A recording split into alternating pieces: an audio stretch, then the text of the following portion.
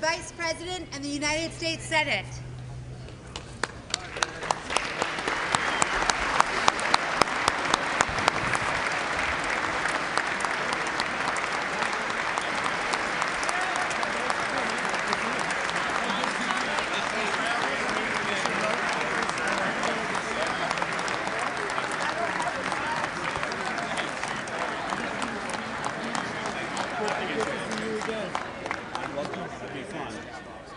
I bet you do.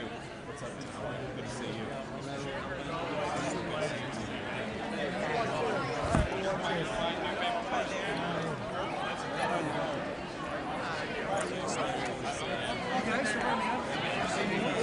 How are you?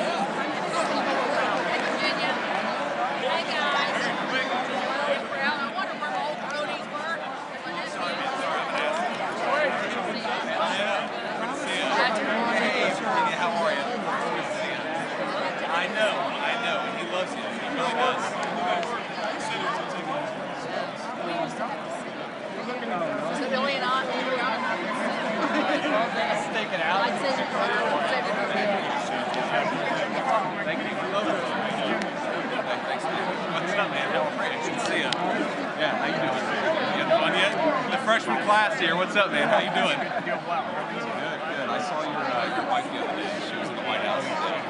Good. Keep it fun. Thanks, man. I appreciate it, man. Good to see you. I'm going this way. Okay, yeah. Sorry, I don't just sit over here. That's hey, man. How are you? Good to see you. Good luck tonight. This is gonna be awesome. Appreciate it, Vice President. Hey, so good to see you. Oh, absolutely, absolutely. So, how about you? I have an easier job. How's your wife doing? She's having fun. She's a champion. Good, good. Yeah. All right, absolutely. Stand here by me. All right. I'll keep you company. We're in the right spot.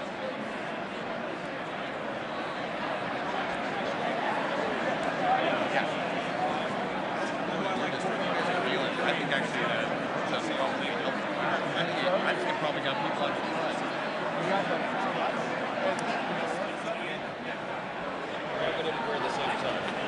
Well, we could have coordinated, I guess, but man, this is, I gotta be honest with you, this is by the way, I think the speech is going to be great, but I don't know how you do this for 90 minutes. The hardest thing was doing it during Biden, when the speech was a stupid campaign speech. And I just lectured everybody.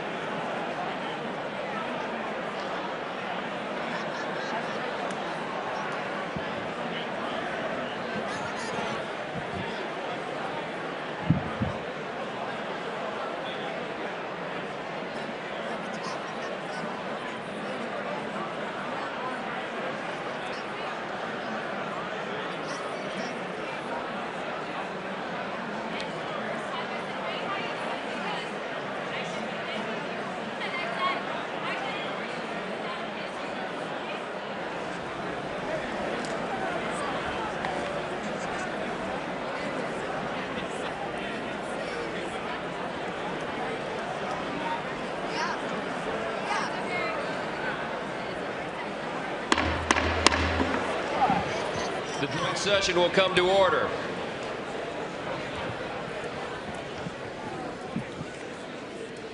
The chair appoints as members of the committee on the part of the House to escort the President of the United States into the chamber the following: the gentleman from Louisiana, Mr. Scalise; the gentleman from Minnesota, Mr. Emmer; the gentlewoman from Michigan, Mrs. McClain; the gentleman from North Carolina, Mr. Hudson; the gentleman from Pennsylvania, Mr. Reschenthaler; the gentleman from Utah, Mr. Moore; the gentlewoman from Indiana, Mrs. Houchin; the gentleman from Oklahoma, Mr. Hearn; the gentleman from New York, Mr. Jeffries; the gentlewoman from Massachusetts, Ms. Clark; the gentleman from California, Mr. Aguilar; the gentleman from California, Mr. Liu; the gentleman from Colorado, Mr. Neguse; the gentlewoman from Washington, Ms. Delbene; the gentlewoman from Michigan, Mrs. Dingell.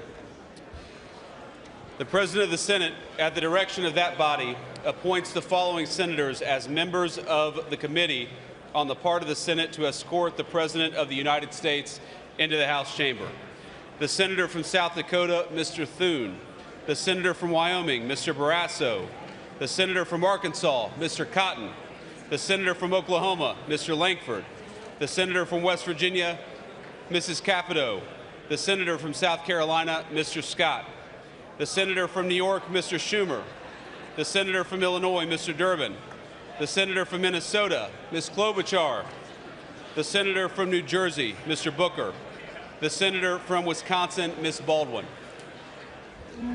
The members of the escort committee will exit the chamber through the lobby doors.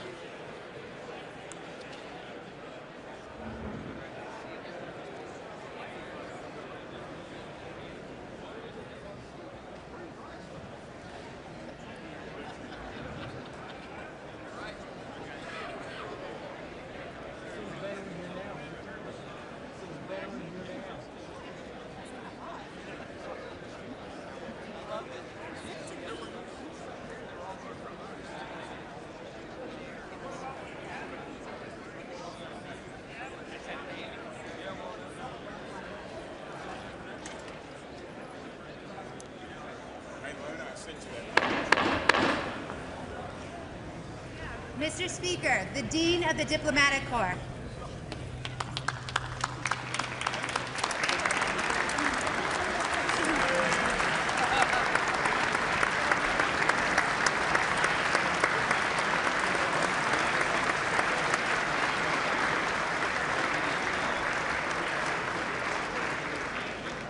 Mr. Speaker, Jonathan Jackson.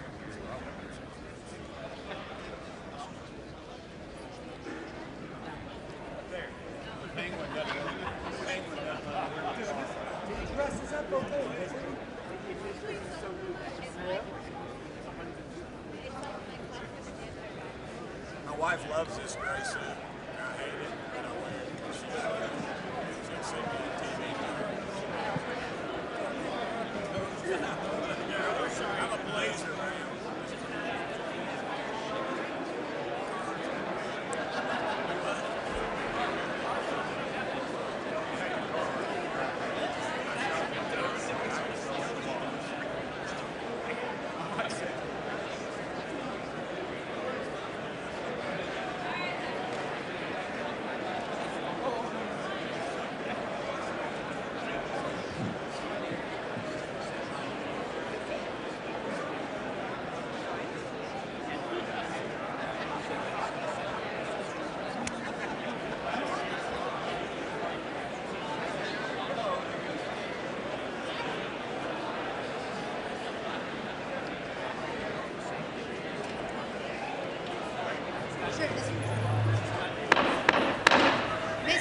Speaker, the Chief Justice and Associate Justices of the United States Supreme Court.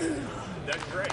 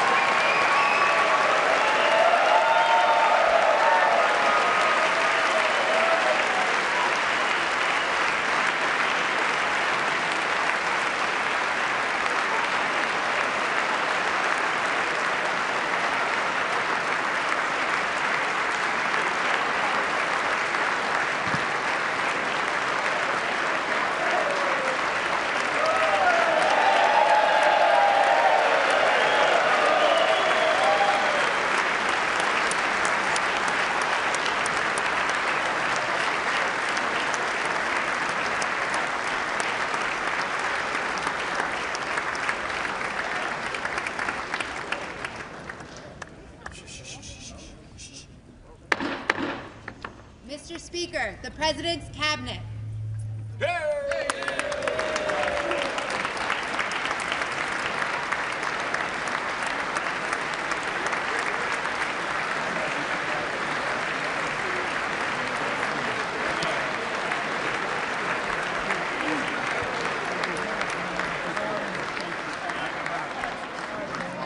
That's true. I should have done better. I should have done way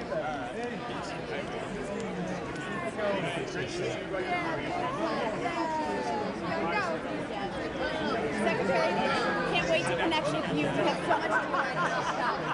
Yes.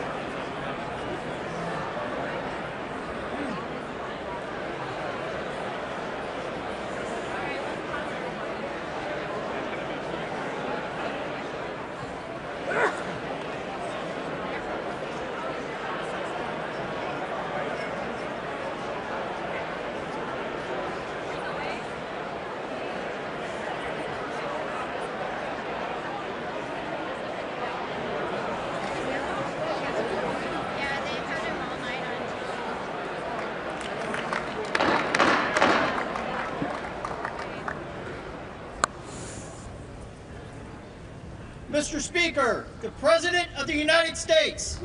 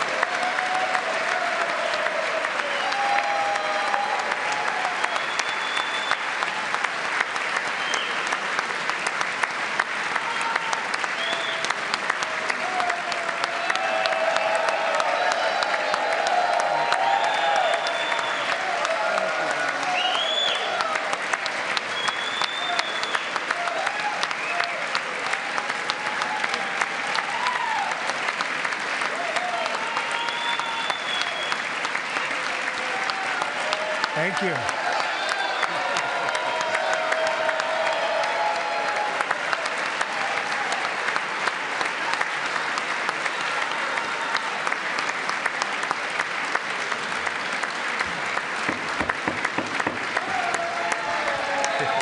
Thank you very much. Thank you very much. It's a great honor. Thank you very much. Speaker Johnson, Vice President Vance, the First Lady of the United States,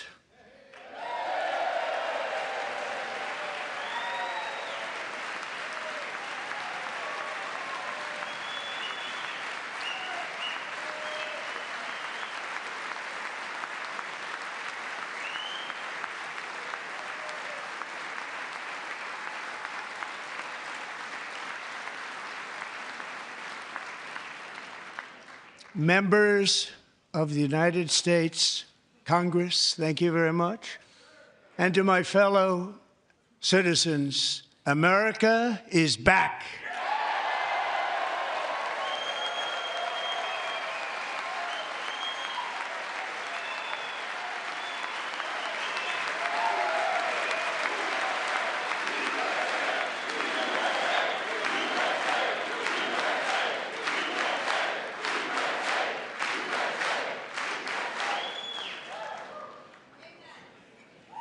Six weeks ago, I stood beneath the dome of this Capitol and proclaimed the dawn of the golden age of America. From that moment on, it has been nothing but swift and unrelenting action to usher in the greatest and most successful era in the history of our country. We have accomplished more in 43 days than most administrations accomplished in 4 years or 8 years, and we are just getting started.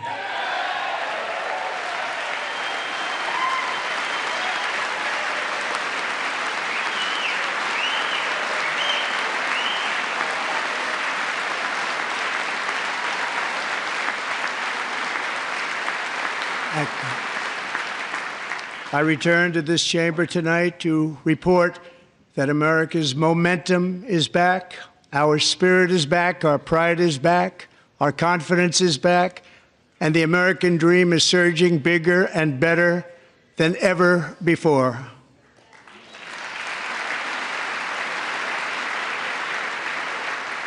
The American dream is unstoppable, and our country is on the verge of a comeback, the likes of which the world has never witnessed and perhaps will never witness again.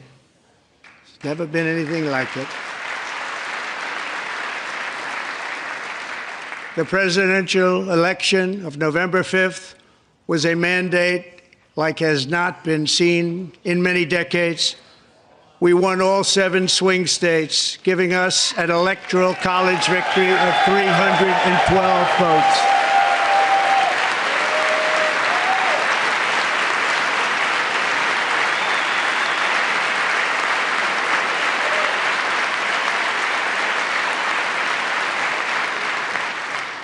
We won the popular vote by big numbers and won counties in our country.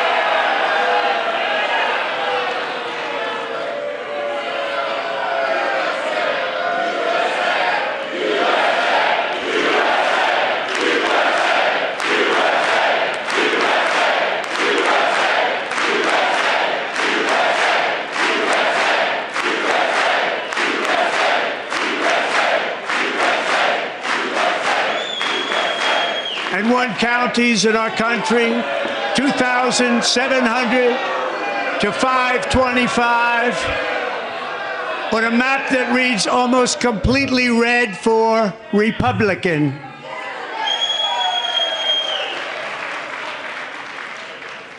Now, for the first time in modern history, more Americans believe that our country is headed in the right direction than the wrong direction. In fact, it's an astonishing record, 27-point swing, the most ever.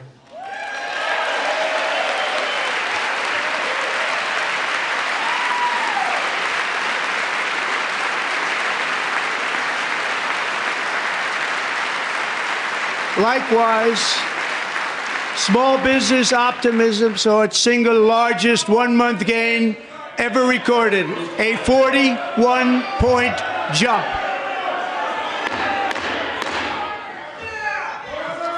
Members are directed to uphold and maintain decorum in the House and to cease any further disruptions. That's your warning.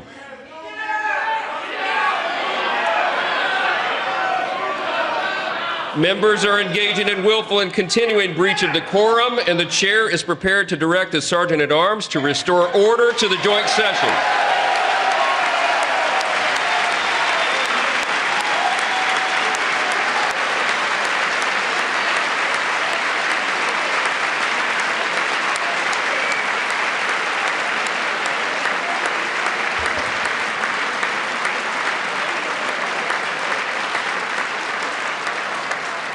Mr. Green, take your seat.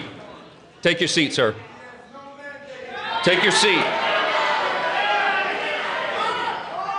Finding that members continue to engage in willful and concerted disruption of proper decorum, the chair now directs the Sergeant-at-Arms to restore order. Remove this gentleman from the chamber.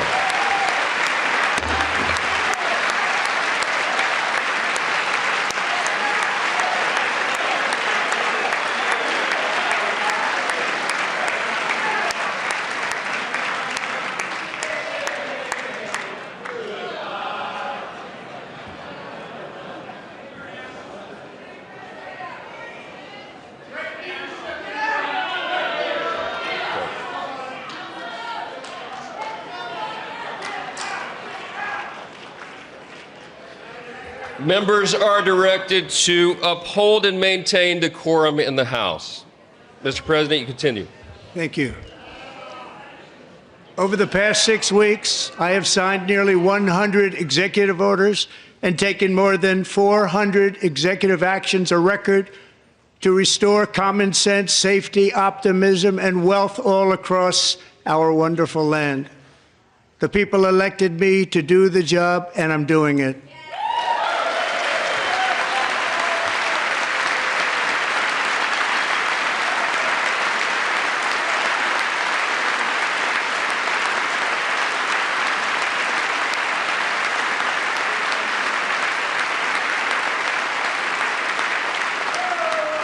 In fact, it has been stated by many that the first month of our presidency, it's our presidency, is the most successful in the history of our nation. By many.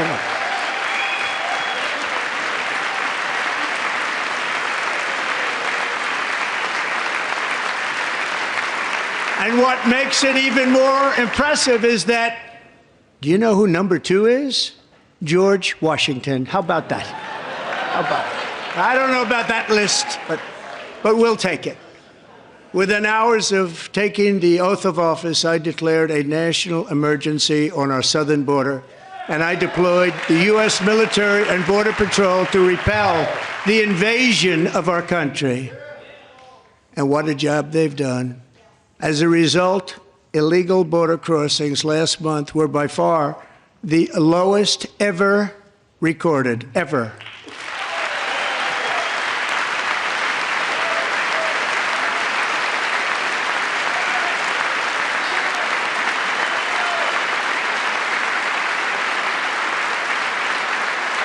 They heard my words and they chose not to come. Much easier that way.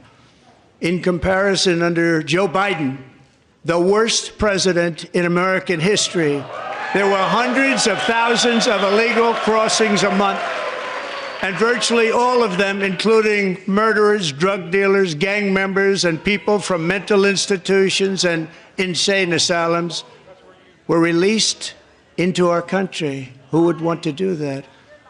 This is my 5th such speech to Congress. And once again, I look at the Democrats in front of me, and I realize there is absolutely nothing I can say to make them happy or to make them stand or smile or applaud. Nothing I can do. I could find a cure to the most devastating disease, a disease that would wipe out entire nations, or announce the answers to the greatest economy in history or the stoppage of crime to the lowest levels ever recorded. And these people sitting right here will not clap, will not stand, and certainly will not cheer for these astronomical achievements. They won't do it, no matter what. Five times I've been up here. It's very sad, and it just shouldn't be this way.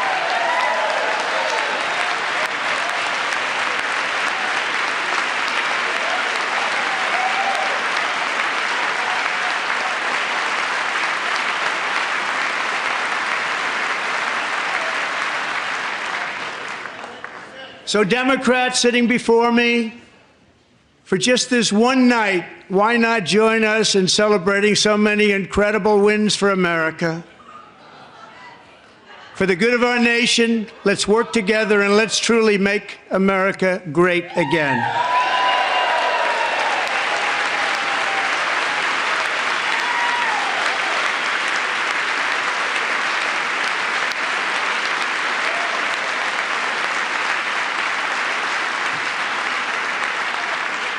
Every day, my administration is fighting to deliver the change America needs to bring a future that America deserves, and we're doing it. This is a time for big dreams and bold action. Upon taking office, I imposed an immediate freeze on all federal hiring, a freeze on all new federal regulations, and a freeze on all foreign aid.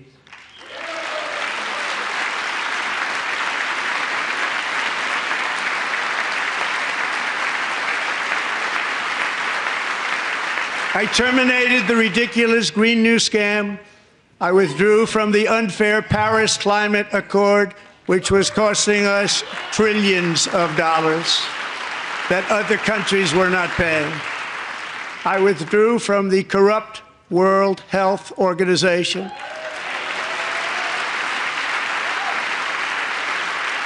And I also withdrew from the anti-American UN Human Rights Council.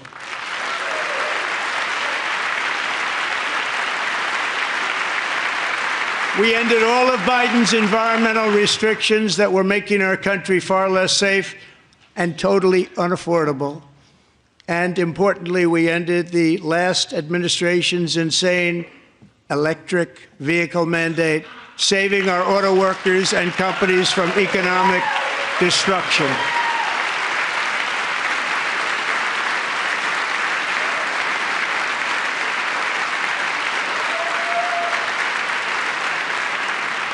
To unshackle our economy, I have directed that for every one new regulation, 10 old regulations must be eliminated, just like I did in my very successful first day.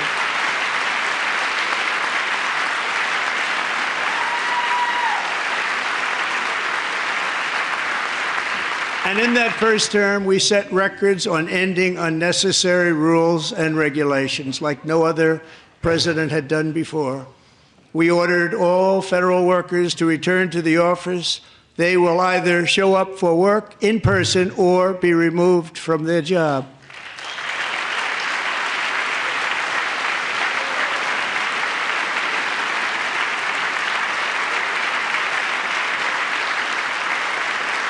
And we have ended weaponized government where, as an example, a sitting president is allowed to viciously prosecute his political opponent, like me.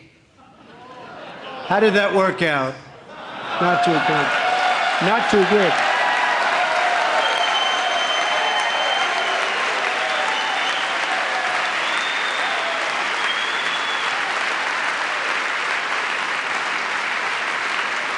And I have stopped all government censorship and brought back free speech in America. It's back.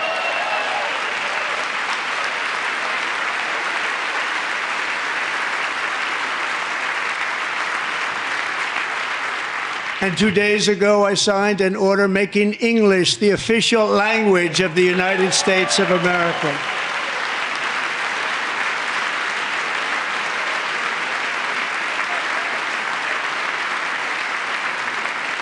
I renamed the Gulf of Mexico the Gulf of America.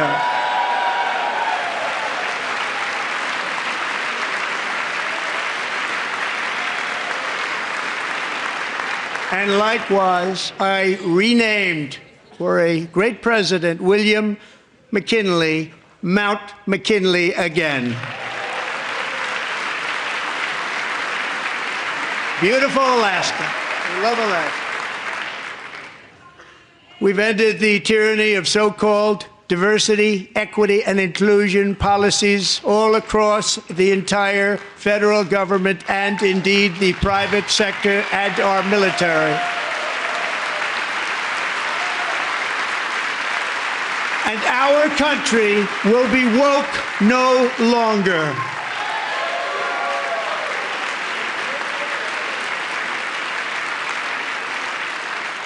We believe that whether you are a doctor, an accountant, a lawyer, or an air traffic controller, you should be hired and promoted based on skill and competence, not race or gender.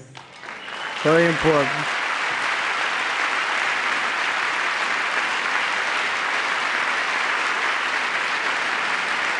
You should be hired based on merit.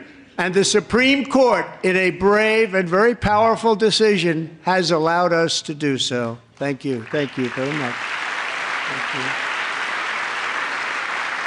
you. We have removed the poison of critical race theory from our public schools, and I signed an order making it the official policy of the United States government that there are only two genders, male and female.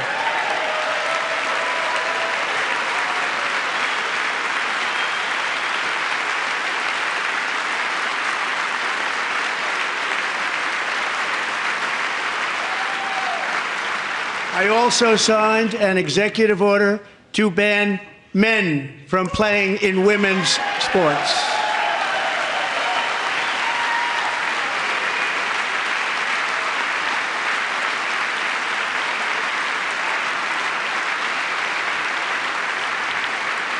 Three years ago, Peyton McNabb was an all-star high school athlete, one of the best, preparing for a future in college sports. But when her girls' volleyball match was invaded by a male, he smashed the ball so hard in Peyton's face, causing traumatic brain injury, partially paralyzing her right side and ending her athletic career. It was a shot like she's never seen before. She's never seen anything like it. Peyton is here tonight in the gallery, and Peyton, from now on, schools will kick the men off the girls' team, or they will lose all federal funding.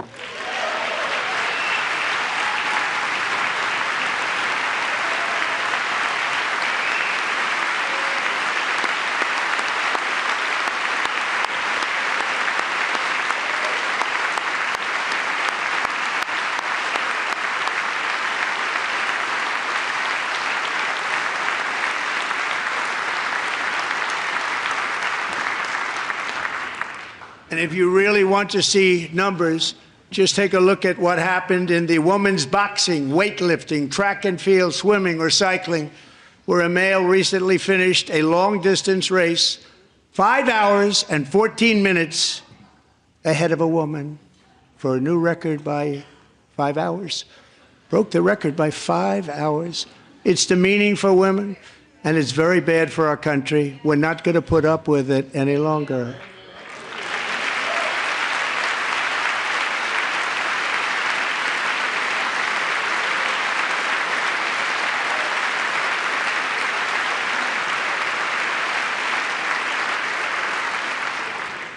What I have just described is only a small fraction of the common sense revolution that is now, because of us, sweeping the entire world. Common sense has become a common theme, and we will never go back. Never. Never going to let that happen. Among my very highest priorities is to rescue our economy and get dramatic and immediate relief to working families. As you know, we inherited from the last administration an economic catastrophe and an inflation nightmare. Their policies drove up energy prices, pushed up grocery costs, and drove the necessities of life out of reach for millions and millions of Americans. They've never had anything like it. We suffered the worst inflation in 48 years, but perhaps even in the history of our country. They're not sure. As president, I'm fighting every day to reverse this damage and make America affordable again.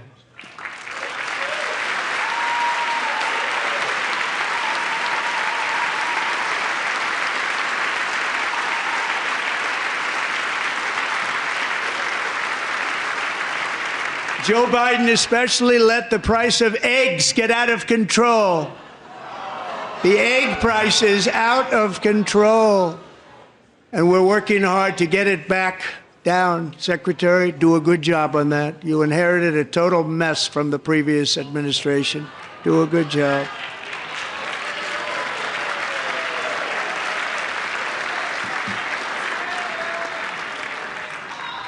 A major focus of our fight to defeat inflation is rapidly reducing the cost of energy.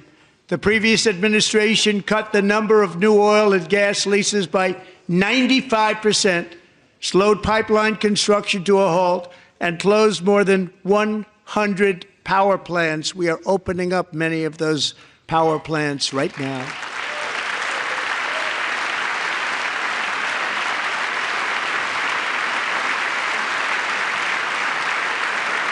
And frankly, we have never seen anything like it. That's why on my first day in office, I declared a national energy emergency. As you've heard me say many times, we have more liquid gold under our feet than any nation on earth, and by far. And now I fully authorize the most talented team ever assembled to go and get it. It's called Drill, Baby, Drill.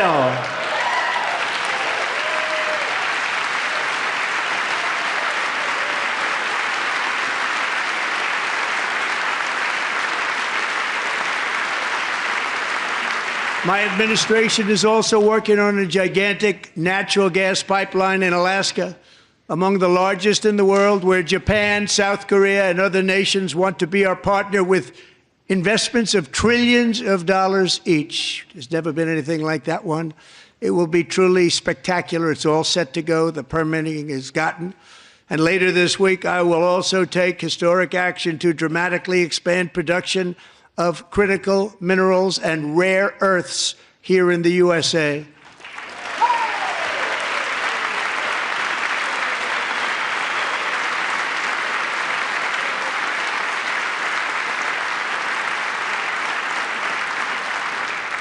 To further combat inflation, we will not only be reducing the cost of energy, but will be ending the flagrant waste of taxpayer dollars.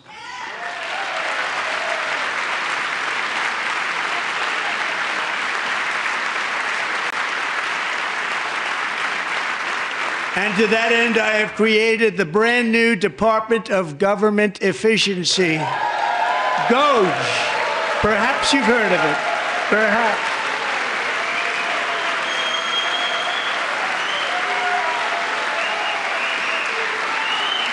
Which is headed by Elon Musk, who is in the gallery tonight.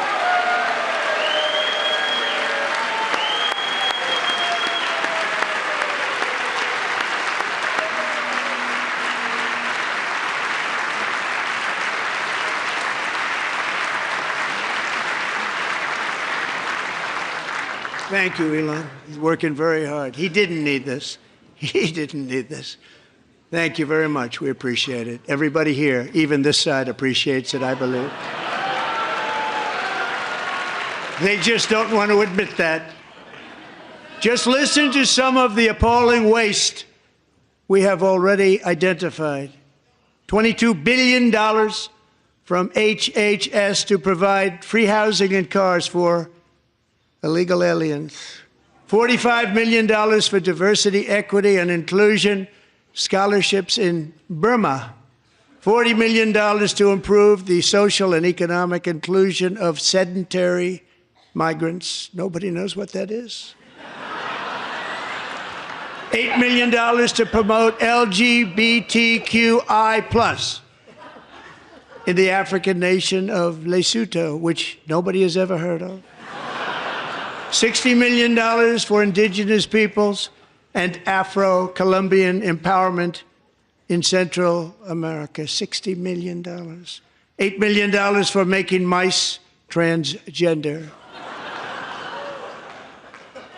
This is real. $32 million for a left-wing propaganda operation in Moldova. $10 million for male circumcision in Mozambique. $20 million for the Arab Sesame Street in the Middle East. It's a program. $20 million for a program. $1.9 billion to recently created Decarbonization of Homes Committee, headed up, and we know she's involved. Just at the last moment, the money was passed over by a woman named Stacey Abrams. Have you ever heard of her? A $3.5 million consulting contract for lavish fish monitoring. $1.5 million for voter confidence in Liberia. $14 million for social cohesion in Mali. $59 million for illegal alien hotel rooms in New York City. He's a real estate developer. He's done very well. $250,000 to increase vegan local climate action innovation in Zambia. $42 million for social and behavior change in Uganda. $14 million for improving public procurement in Serbia. $47 million for improving learning outcomes in Asia. Asia's doing very well with learning. We know what we're doing. We should use it ourselves. And $101 million for DEI contracts at the Department of Education, the most ever paid, nothing even like it. Under the Trump administration, all of these scams, and they're far worse, but I didn't think it was appropriate to talk about them. They're so bad. Many more have been found out and exposed and swiftly terminated by a group of very intelligent, mostly young people, headed up by Elon, and we appreciate it. We found hundreds of billions of dollars of fraud.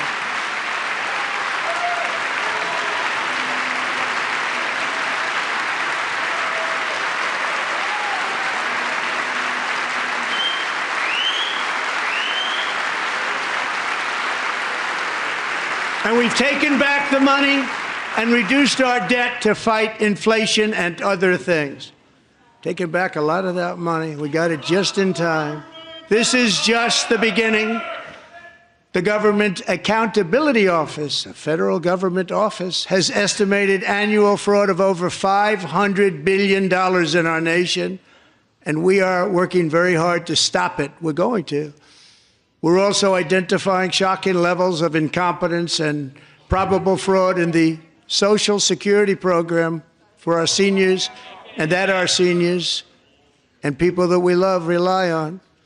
Believe it or not, government databases list 4.7 million Social Security members from people aged 100 to 109 years old.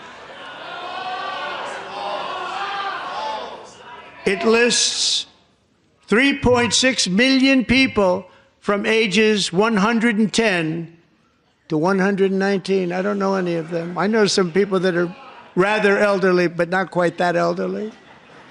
3.47 million people from ages 120 to 129. 3.9 million people from ages 130 to 139. 3.5 million people from ages 140 to 149. And money is being paid to many of them, and we're searching right now. In fact, Pam, good luck. Good luck. You're going to find it.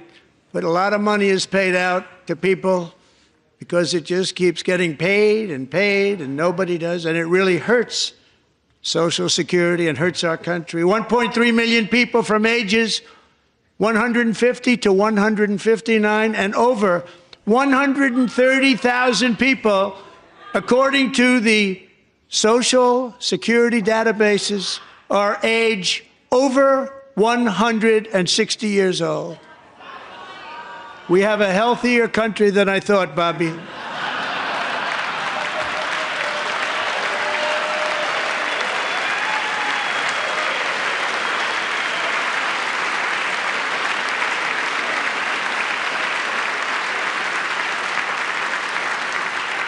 Including, to finish, 1,039 people between the ages of 220 and 229, one person between the age of 240 and 249, and one person is listed at 360 years of age. More than 100 years older than our country.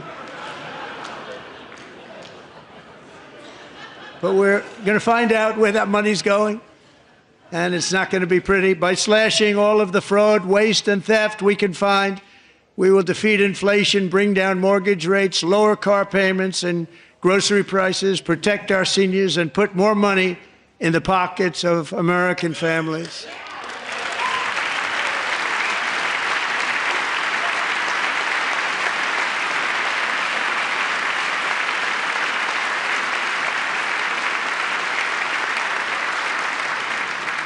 And today, interest rates took a beautiful drop, big, beautiful drop. It's about time.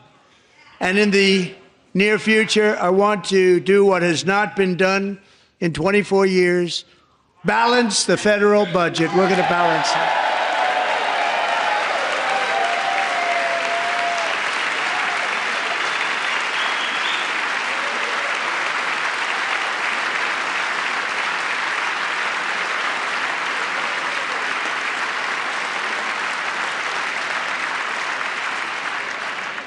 With that goal in mind, we have developed in great detail what we are calling the Gold Card, which goes on sale very, very soon.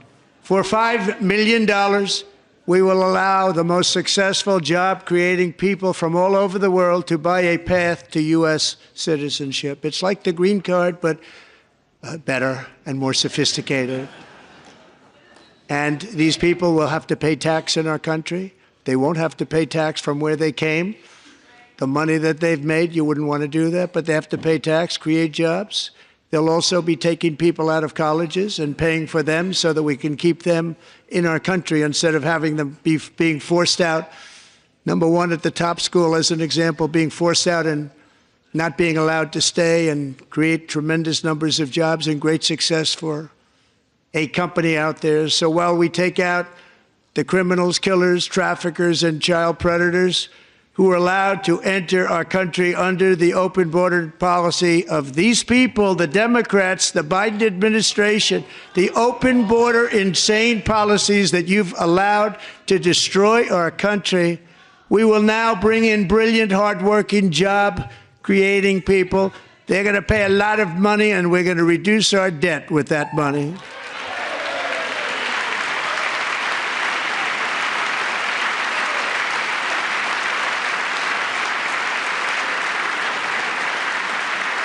Americans have given us a mandate for bold and profound change.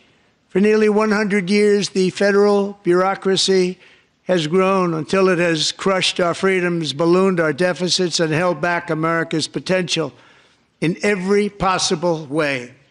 The nation founded by pioneers and risk-takers now drowns under millions and millions of pages of regulations and debt. Approvals that should take 10 days to get instead take 10 years, 15 years, and even 20 years before you're rejected. Meanwhile, we have hundreds of thousands of federal workers who have not been showing up to work. My administration will reclaim power from this unaccountable bureaucracy, and we will restore true democracy to America again.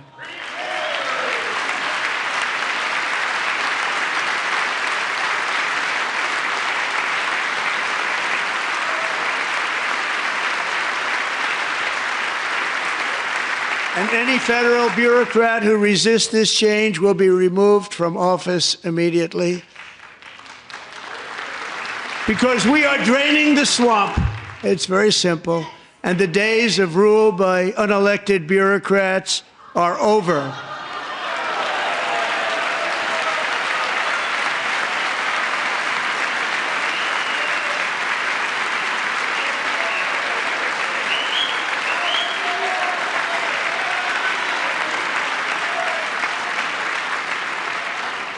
And the next phase of our plan to deliver the greatest economy in history is for this Congress to pass tax cuts for everybody. They're in there. They're waiting for you to vote.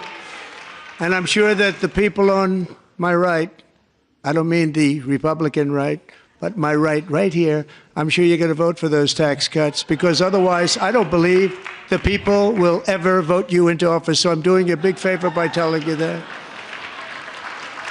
But I know this group is going to be voting for the tax.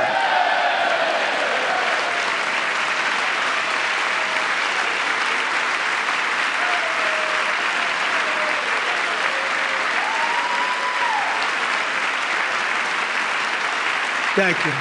It's a very, very big part of our plan. We had tremendous success in our first term with it. A very big part of our plan. We're seeking permanent income tax cuts all across the board. And to get urgently needed relief to Americans hit especially hard by inflation, I'm calling for no tax on tips, no tax on overtime, and no tax on Social Security benefits for our great seniors.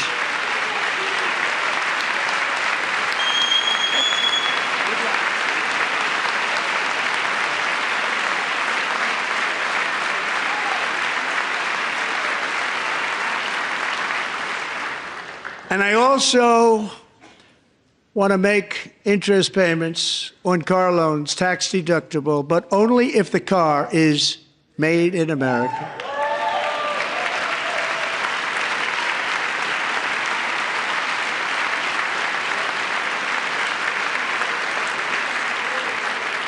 And by the way, we're going to have growth in the auto industry like nobody's ever seen. Plants are opening up all over the place. Deals are being made.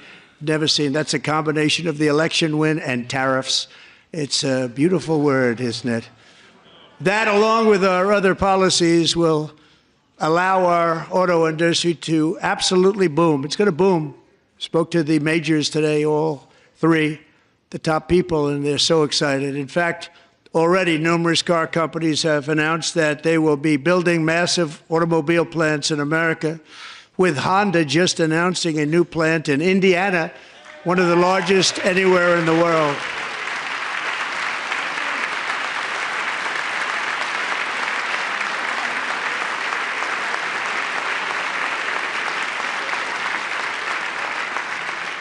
And this has taken place since our great victory on November 5th, a date which will hopefully go down as one of the most important in the history of our country.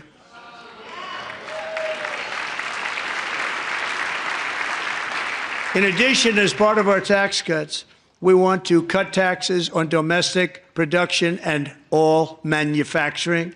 And just as we did before, we will provide 100% expensing. It will be retroactive to January 20th, 2025.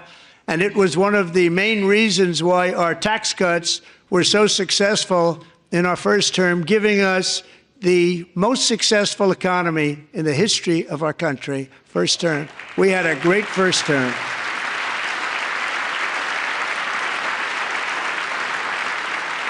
If you don't make your product in America, however, under the Trump administration, you will pay a tariff, and in some cases, a rather large one. Other countries have used tariffs against us for decades, and now it's our turn to start using them against those other countries. On average, the European Union, China, Brazil, India, Mexico, and Canada, have you heard of them? And countless other nations charge us tremendously higher tariffs than we charge them. It's very unfair. India charges us auto tariffs higher than 100%. China's average tariff on our products is twice what we charge them. And South Korea's average tariff is 4 times higher. Think of that, 4 times higher. And we give so much help militarily and in so many other ways to South Korea, but that's what happens. This is happening by friend and foe. This system is not fair to the United States and never was, and so on April 2nd, I wanted to make it April 1st, but I didn't want to be accused of April Fool's Day. That's not, just one day was cost us a lot of money. But we're going to do it in April. I'm a very superstitious person. April 2nd, reciprocal tariffs kick in.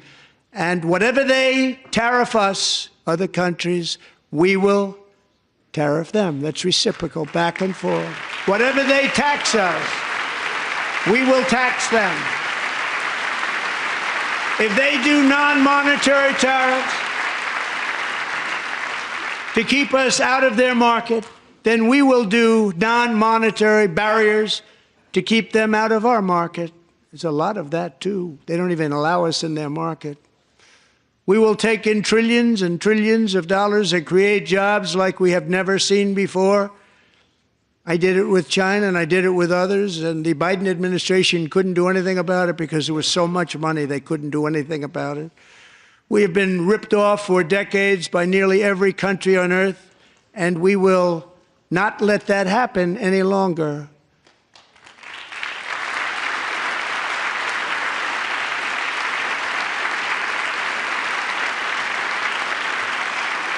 Much has been said over the last 3 months about Mexico and Canada, but we have very large deficits with both of them. But even more importantly, they've allowed fentanyl to come into our country at levels never seen before, killing hundreds of thousands of our citizens and many very young, beautiful people, destroying families. Nobody's ever seen anything like it. They are, in effect, receiving subsidies of hundreds of billions of dollars. We pay subsidies to Canada and to Mexico of hundreds of billions of dollars, and the United States will not be doing that any longer. We're not going to do it any longer.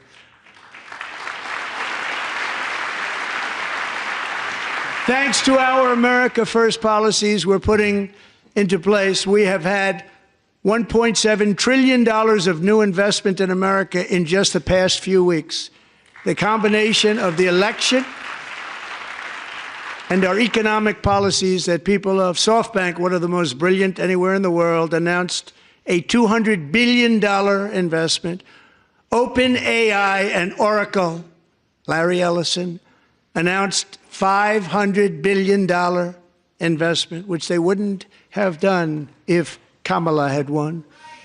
Apple announced $500 billion investment.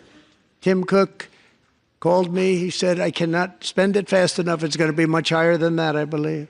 They'll be building their plants here instead of in China. And just yesterday, Taiwan Semiconductor, the biggest in the world, most powerful in the world, has a tremendous amount, 97% of the market, announced a $165 billion investment to build the most powerful chips on earth right here in the USA.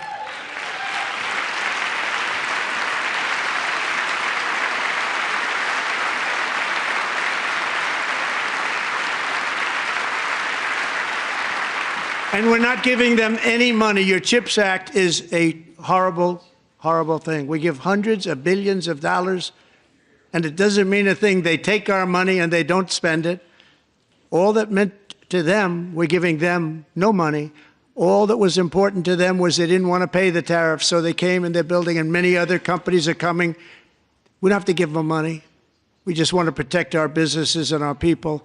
And they will come because they won't have to pay tariffs if they build in America. So it's very amazing. You should get rid of the CHIP Act, and whatever's left over, Mr. Speaker, you should use it to reduce debt or any other reason you want to.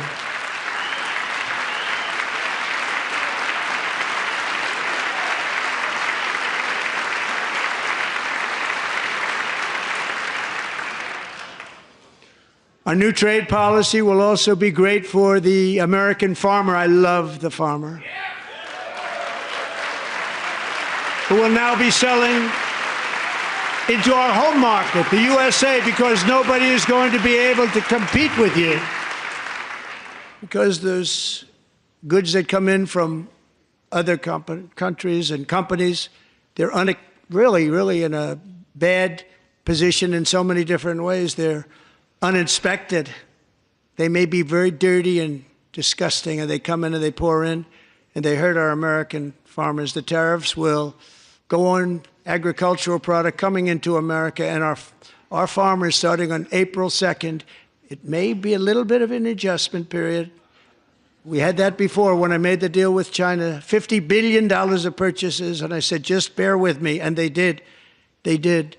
Probably have to bear with me again, and this will be even better. That was great. The problem with it was that Biden didn't enforce it. He didn't enforce it. $50 billion of purchases, and we were doing great, but Biden did not enforce it, and it hurt our farmers. But our farmers are going to have a field day right now. So to our farmers, have a lot of fun. I love you too. I love you too. It's all going to happen.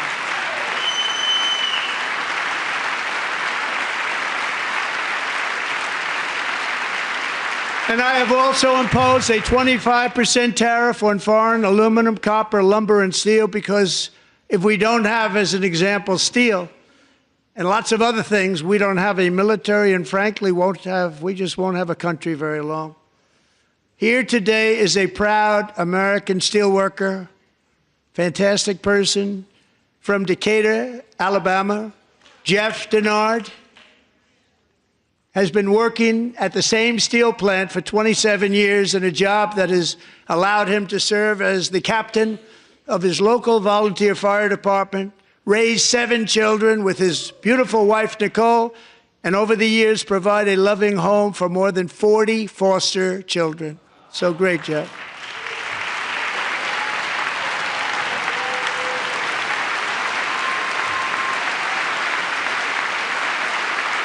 Thank you, Jeff. Thank you, Jeff.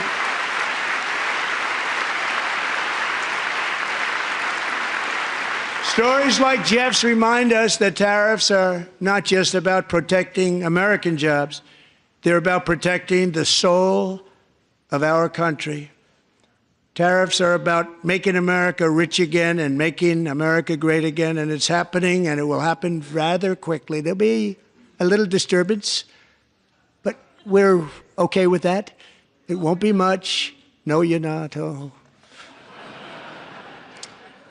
And look where Biden took us. Very low, the lowest we've ever been. Jeff, I want to thank you very much. And I also want to recognize another person who has devoted herself to foster care community. She works so hard on it. A very loving person, our magnificent First Lady of the United States.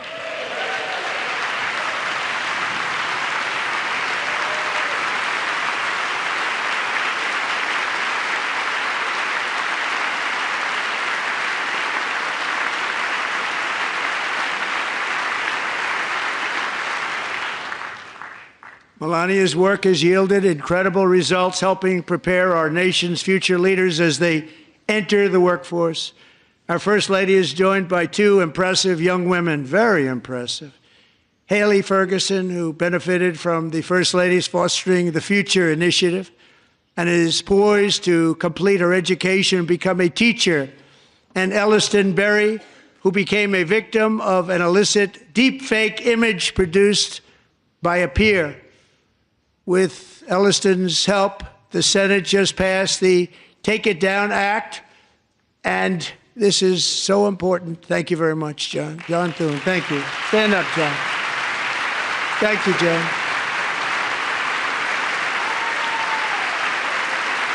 Thank you all very much.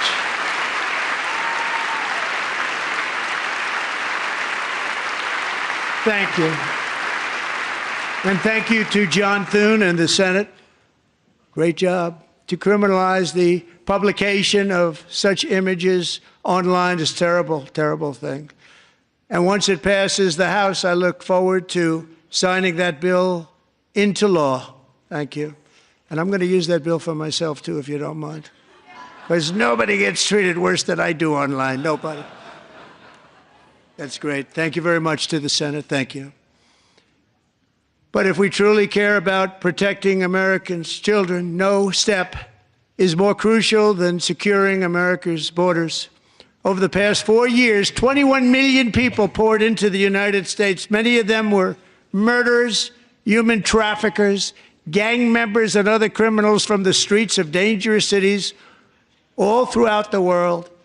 Because of Joe Biden's insane and very dangerous open border policies, they are now strongly embedded in our country, but we are getting them out and getting them out fast.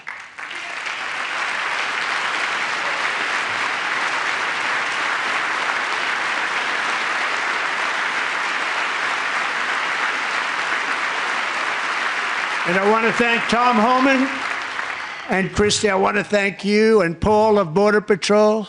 I want to thank you. What a job they've all done. Everybody, Border Patrol, ICE, law enforcement in general is incredible. We have to take care of our law enforcement. Have to.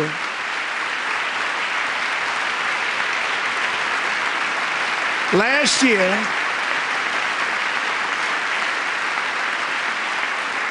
a brilliant 22-year-old nursing student named Laken Riley, the best in her class, admired by everybody, went out for a jog on the campus of the University of Georgia.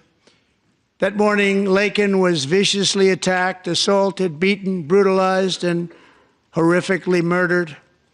Laken was stolen from us by a savage illegal alien gang member who was arrested while trespassing across Biden's open southern border and then set loose into the United States under the heartless policies of that failed administration. It was indeed a failed administration. He had then been arrested and released in a Democrat-run sanctuary city, a disaster, before ending the life of this beautiful young angel.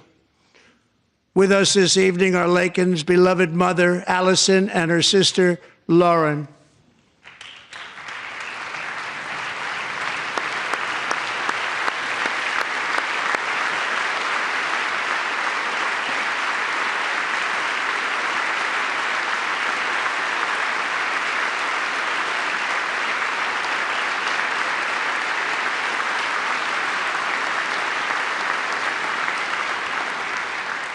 Last year, I told Laken's grieving parents that we would ensure their daughter would not have died in vain.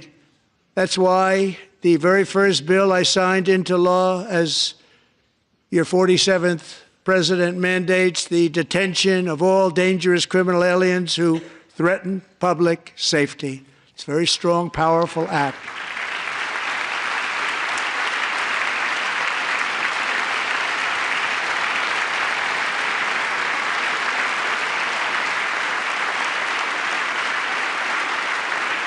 It's called the Laken-Riley Act. So Allison and Lauren, America will never, ever forget our beautiful Laken Hope Riley.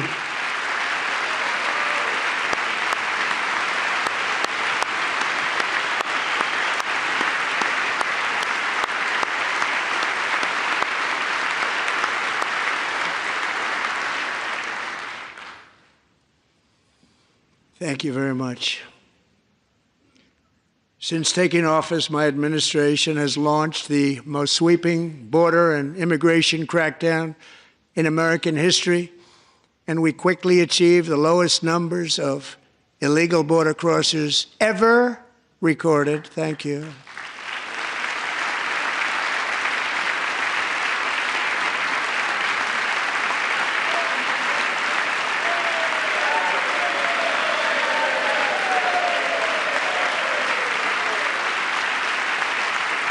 The media and our friends in the Democrat Party kept saying we needed new legislation, we must have legislation to secure the border.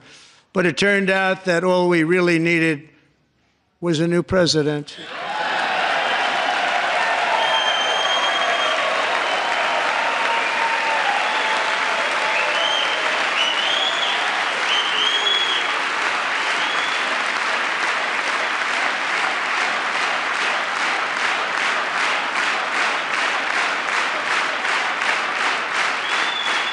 Thank you. Joe Biden didn't just open our borders, he flew illegal aliens over them to overwhelm our schools, hospitals, and communities throughout the country. Entire towns like Aurora, Colorado, and Springfield, Ohio, buckled under the weight of the migrant occupation and corruption like nobody's ever seen before. Beautiful towns destroyed. Now, just as I promised in my inaugural address, we are achieving the great liberation of America.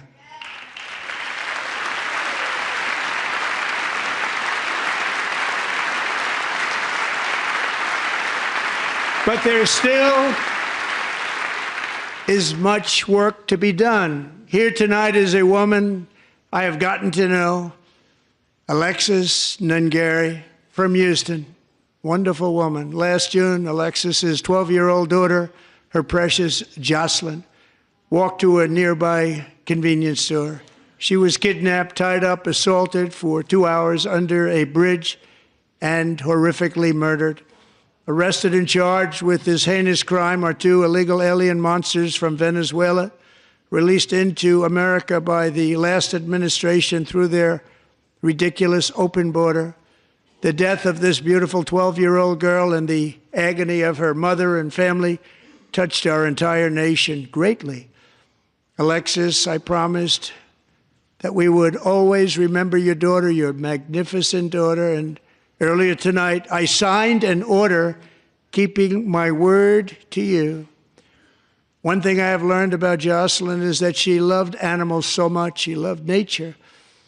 Across Galveston Bay, from where Jocelyn lived in Houston, you will find a magnificent national wildlife refuge, a pristine, peaceful, 34,000-acre sanctuary for all of God's creatures on the edge of the Gulf of America. Alexis, moments ago, I formally renamed that refuge in loving memory of your beautiful daughter, Jocelyn. So, Mr. Vice President, if you would, may I have the order?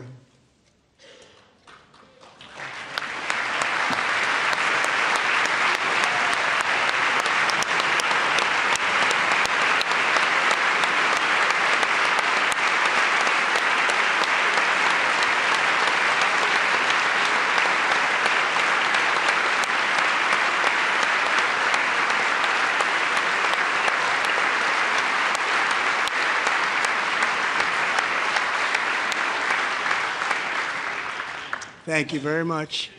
All 3 savages charged with Jocelyn and Lakin's murders were members of the Venezuelan prison gang, the toughest gang, they say, in the world, known as Tren de Aragua. 2 weeks ago, I officially designated this gang, along with MS-13 and the bloodthirsty Mexican drug cartels, as foreign terrorist organizations.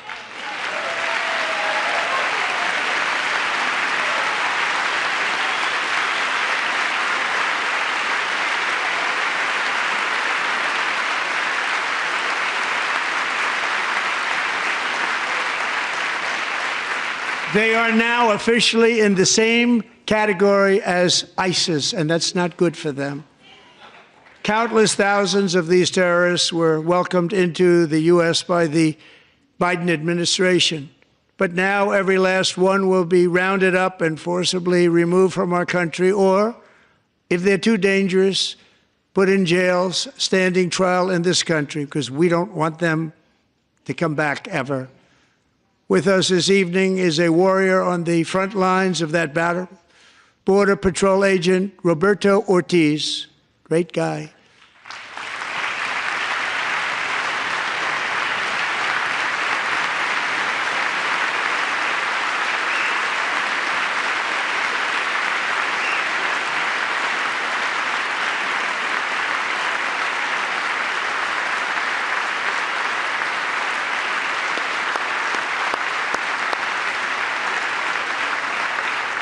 In January, Roberto and another agent were patrolling by the Rio Grande near an area known as Cartel Island. Doesn't sound too nice to me.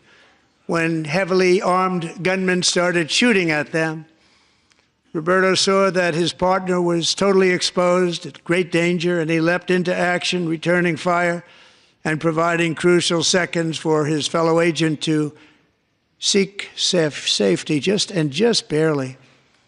I have some of the prints of that event, and it was not good. Agent Ortiz, we salute you for your great courage and for your line of fire that you took and for the bravery that you showed. We honor you, and we will always honor you. Thank you, Roberto, very much.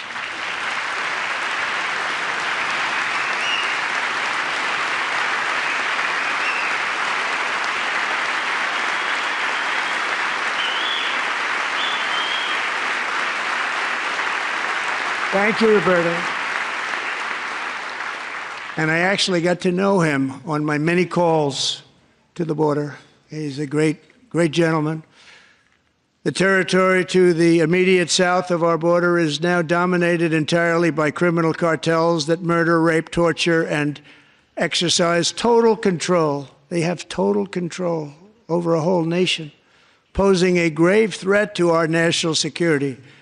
The cartels are waging war on America, and it's time for America to wage war on the cartels, which we are doing.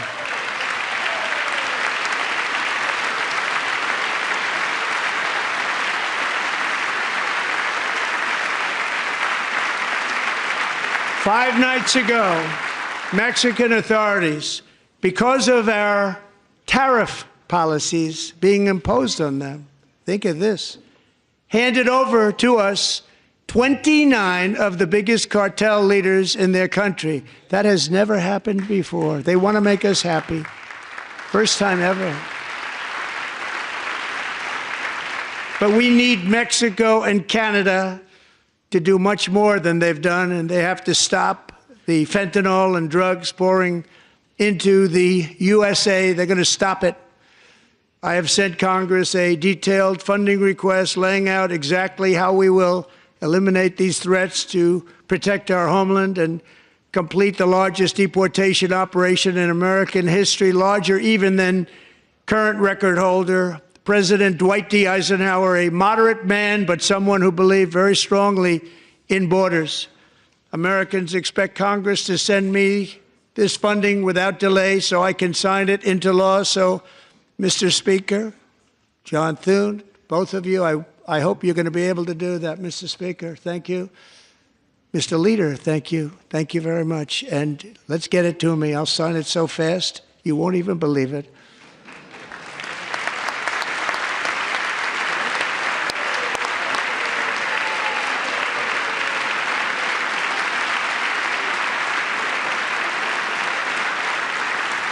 And as we reclaim our sovereignty, we must also bring back law and order to our cities and towns.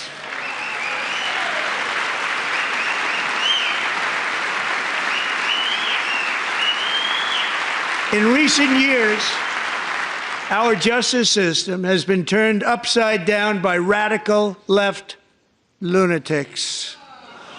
Many jurisdictions virtually ceased enforcing the law against dangerous repeat offenders while weaponizing law enforcement against political opponents like me. My administration has acted swiftly and decisively to restore fair, equal, and impartial justice under the constitutional rule of law, starting at the FBI and the DOJ. Pam, good luck. Cash, wherever you may be, good luck. Good luck. Pam Bondi. Good luck. So important. Going to do a great job. Cash, thank you. Thank you, Cash.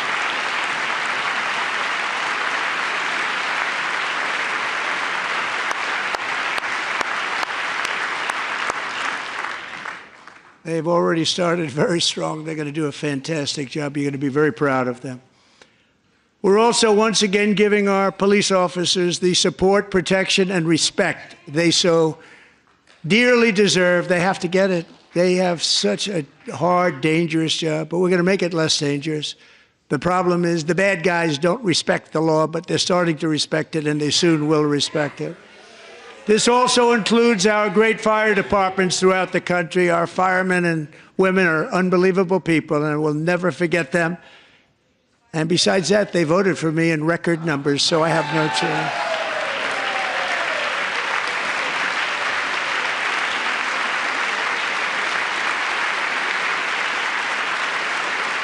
One year ago this month, 31-year-old New York police officer Jonathan Diller, unbelievably wonderful person and a great officer, was gunned down at a traffic stop on Long Island. I went to his funeral.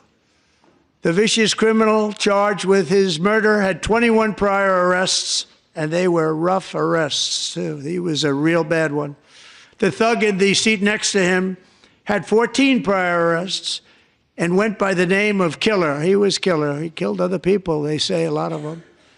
I attended Officer Diller's service, and when I met his wife and one-year-old son, Ryan, it was very inspirational, actually. His widow's name is Stephanie, and she is here tonight. Stephanie, thank you very much, Stephanie. Thank you very much.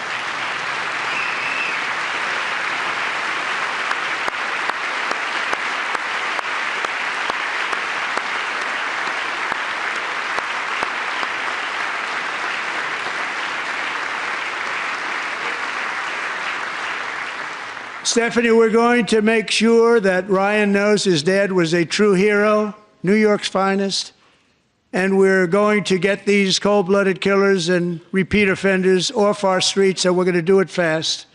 Got to stop it.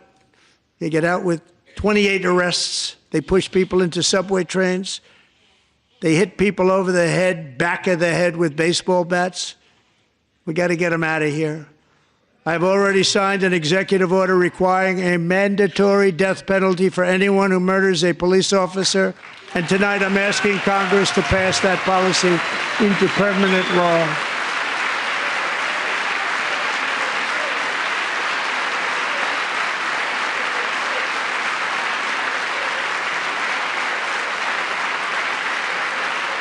I'm also asking for a new crime bill getting tough on repeat offenders while enhancing protections for America's police officers so they can do their jobs without fear of their lives being totally destroyed. They don't want to be killed. We're not going to let them be killed.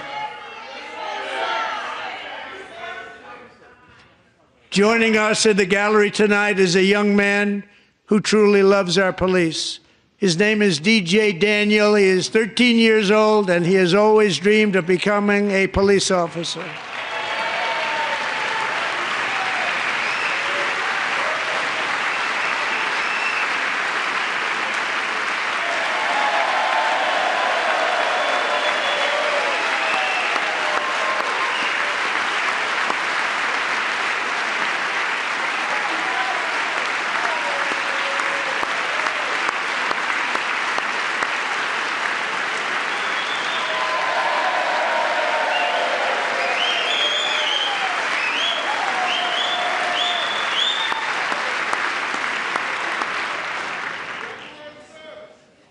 But in 2018, DJ was diagnosed with brain cancer.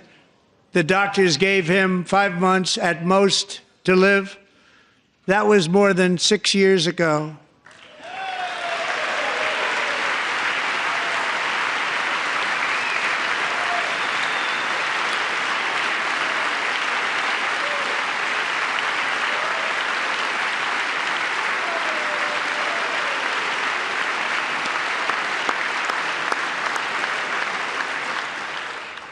Since that time, DJ and his dad have been on a quest to make his dream come true, and DJ has been sworn in as an honorary law enforcement officer, actually a number of times. The police love him, the police departments love him. And tonight, DJ, we're going to do you the biggest honor of them all. I am asking our new Secret Service Director, Sean Curran, to officially make you an agent of the United States Secret Service.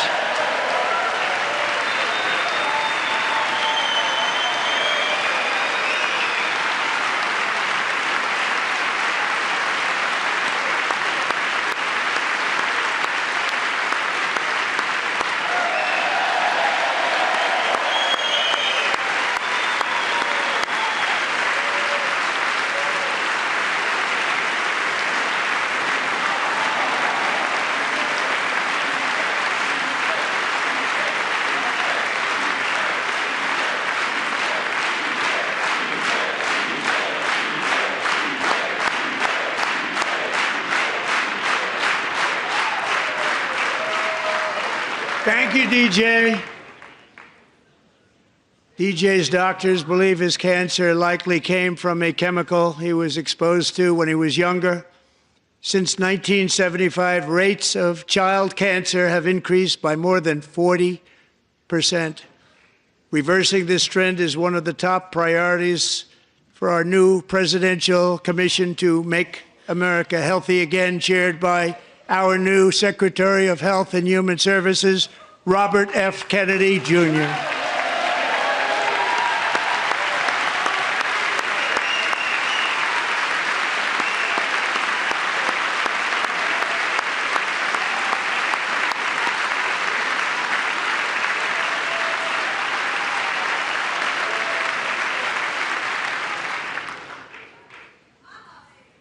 With the name Kennedy, you would have thought everybody over here would have been cheering.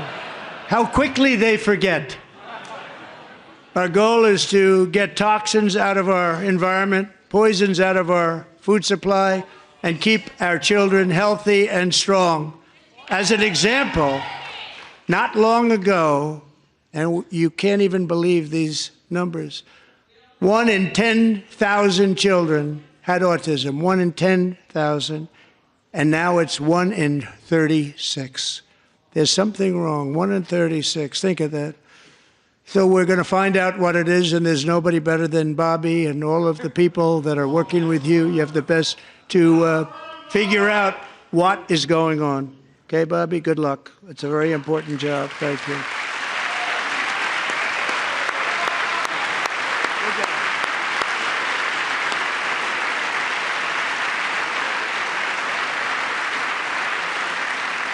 Thank you. My administration is also working to protect our children from toxic ideologies in our schools. A few years ago, January Littlejohn and her husband discovered that their daughter's school had secretly socially transitioned their 13-year-old little girl.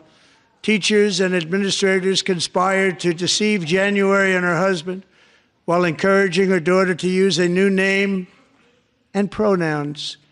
They, them pronoun, actually, all without telling January, who is here tonight and is now a courageous advocate against this form of child abuse. January, thank you. Thank you. Thank you very much.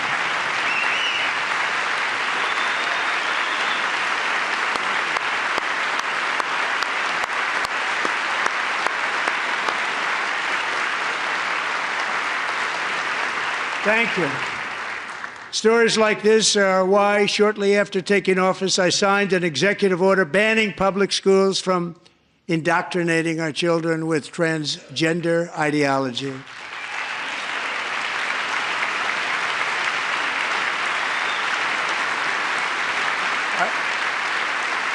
I also signed an order to cut off all taxpayer funding to any institution that engages in the sexual mutilation of our youth.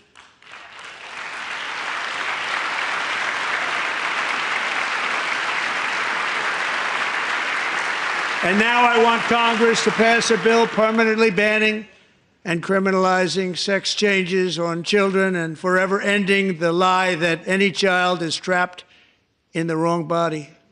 This is a big lie.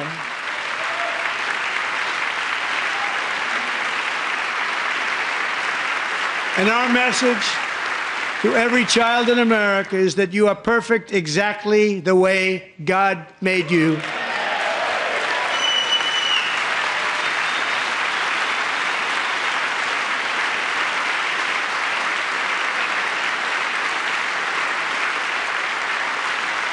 Because we're getting wokeness out of our schools and out of our military, and it's already out, and it's out of our society. We don't want it. Wokeness is trouble. Wokeness is bad. It's gone. It's gone. And we feel so much better for it, don't we? Don't we feel better? Our service members won't be activists and ideologues. They will be fighters and warriors. They will fight for our country. And Pete, congratulations. Secretary of Defense, congratulations.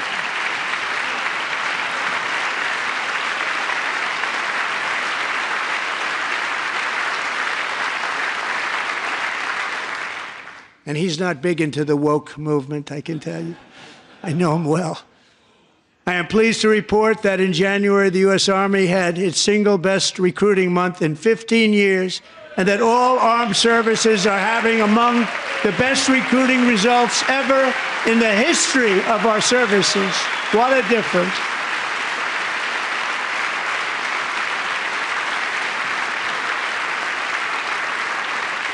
And you know, it was just a few months ago where the results were exactly the opposite. We couldn't recruit anywhere. We couldn't recruit.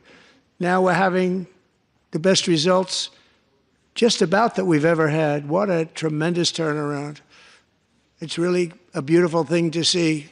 People love our country again. It's very simple. They love our country, and they love being in our military again. So it's a great thing, and thank you very much. Great job. Thank you.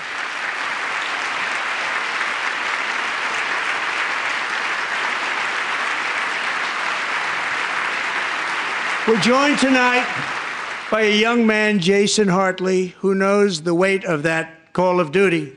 Jason's father, grandfather, and great-grandfather all wore the uniform. Jason tragically lost his dad, who was also a Los Angeles County Sheriff's deputy when he was just a boy, and now he wants to carry on the family legacy of service. Jason is a senior in high school, a six-letter varsity athlete, a really good athlete, they say, a brilliant student with a 4.46, that's good, GPA. And his greatest dream is to attend the U.S. Military Academy at West Point.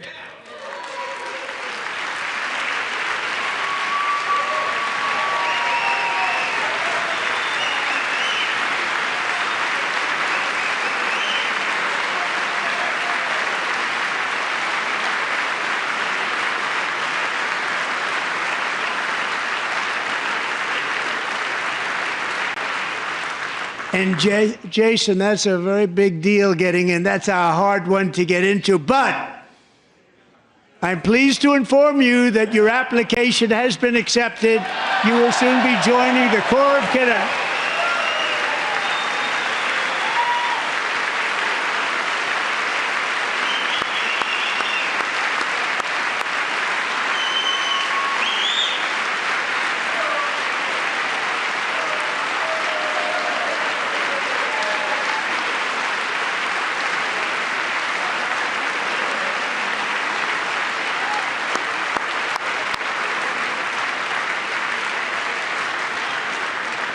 Thank you.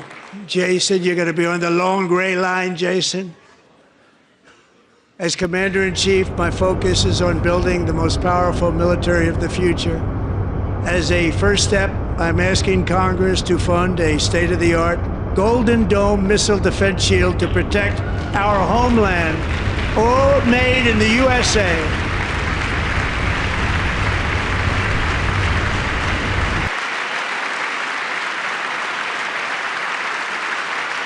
Ronald Reagan wanted to do it long ago, but the technology just wasn't there, not even close. But now we have the technology. It's incredible, actually. And other places, they have it. Israel has it. Other places have it. And the United States should have it too, right, Tim, right? They should have it too. So I want to thank you. But it's a very, very important. This is a very dangerous world. We should have it. We want to be protected, and we're going to protect our citizens like never before. To boost our defense industrial base, we are also going to resurrect the American shipbuilding industry, including commercial shipbuilding and military shipbuilding.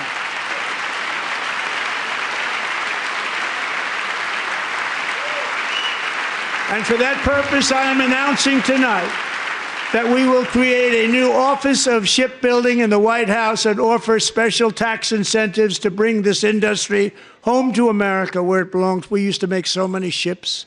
We don't make them anymore very much, but we're going to make them very fast, very soon. It will have a huge impact. To further enhance our national security, my administration will be reclaiming the Panama Canal, and we've already started doing it.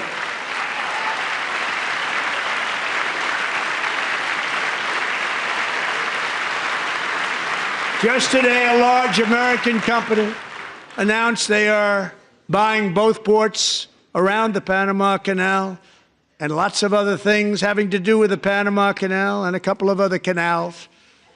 The Panama Canal was built by Americans for Americans, not for others, but others could use it. But it was built at tremendous cost of American blood and treasure. 38,000 workers died building the Panama Canal.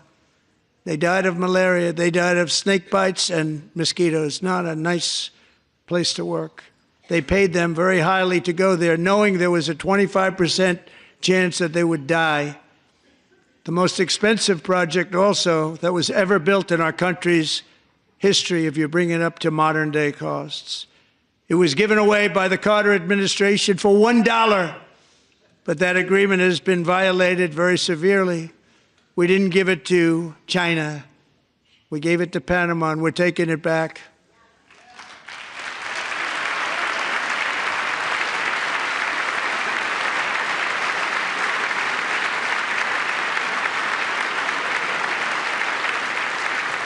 And we have Marco Rubio in charge. Good luck, Marco. Now, we know who to blame if anything goes wrong. Marco's been amazing, and he's going to do a great job. Think of it, he got 100 votes.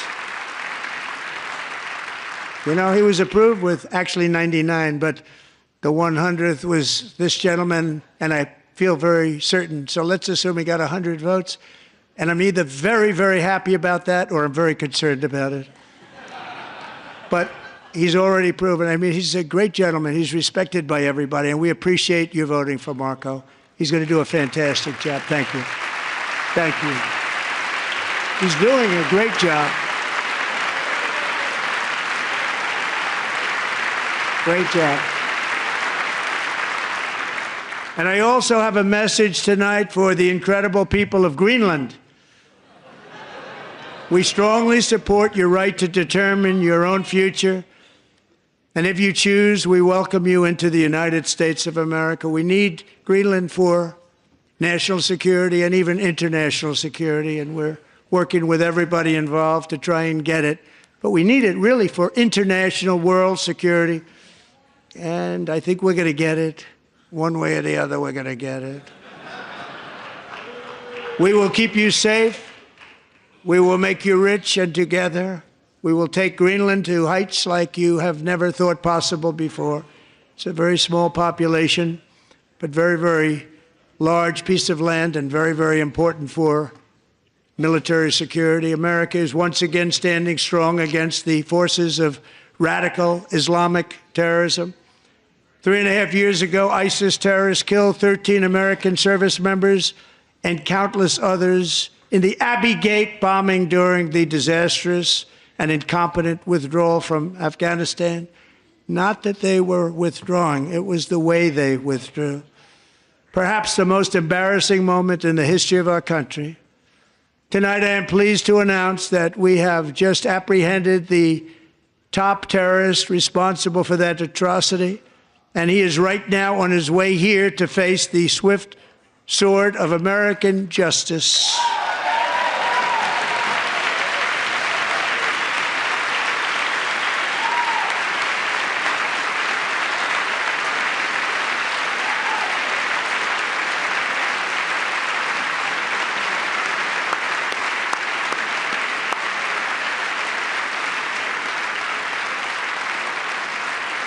And I want to thank especially the government of Pakistan for helping arrest this monster. This was a very momentous day for those 13 families who I actually got to know very well, most of them, whose children were murdered, and the many people that were so badly, over 42 people, so badly injured on that fateful day in Afghanistan. What a horrible day. Such incompetence was shown that when Putin saw what happened, I guess he said, wow, maybe this is my chance. That's how bad it was. Should have never happened. Grossly incompetent people. I spoke to many of the parents and loved ones, and they're all in our hearts tonight. Just spoke to them on the phone. We had a big call every one of them called, and everybody was on the line, and they did nothing but cry with happiness. They were very happy, as happy as you can be under those circumstances. Their child, brother, sister, son, daughter was killed for no reason whatsoever. In the Middle East, we're bringing back our hostages from Gaza. In my first term, we achieved one of the most groundbreaking peace agreements in generations, the Abraham Accords.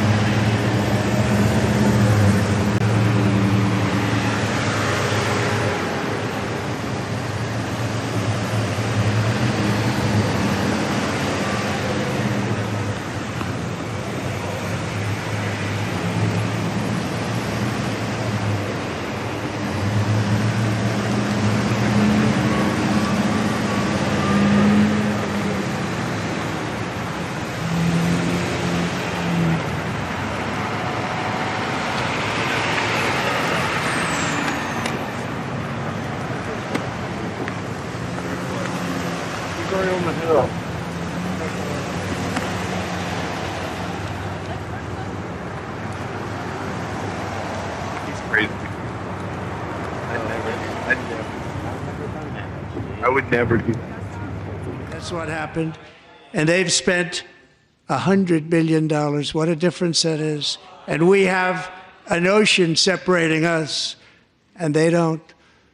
But we're getting along very well with them, and lots of good things are happening.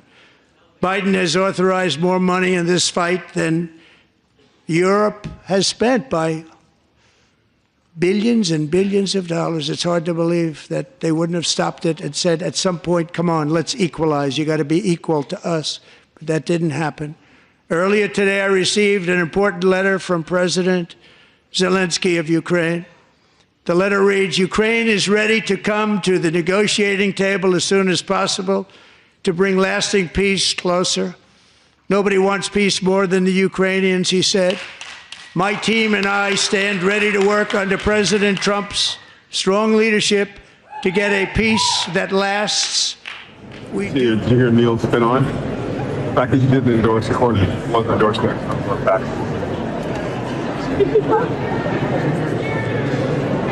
Sure.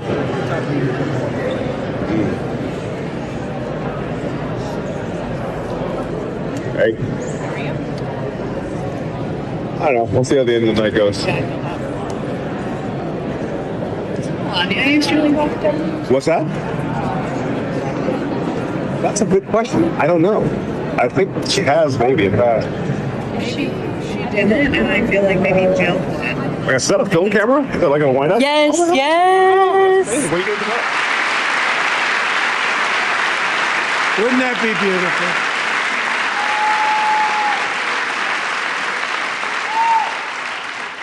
It's time to stop this madness. It's time to halt the killing. It's time to end this senseless war. If you want to end wars, you have to talk to both sides. Nearly 4 years ago, amid rising tensions, a history teacher named Mark Fogel was detained. Is coming. Just the house. I need to go back upstairs.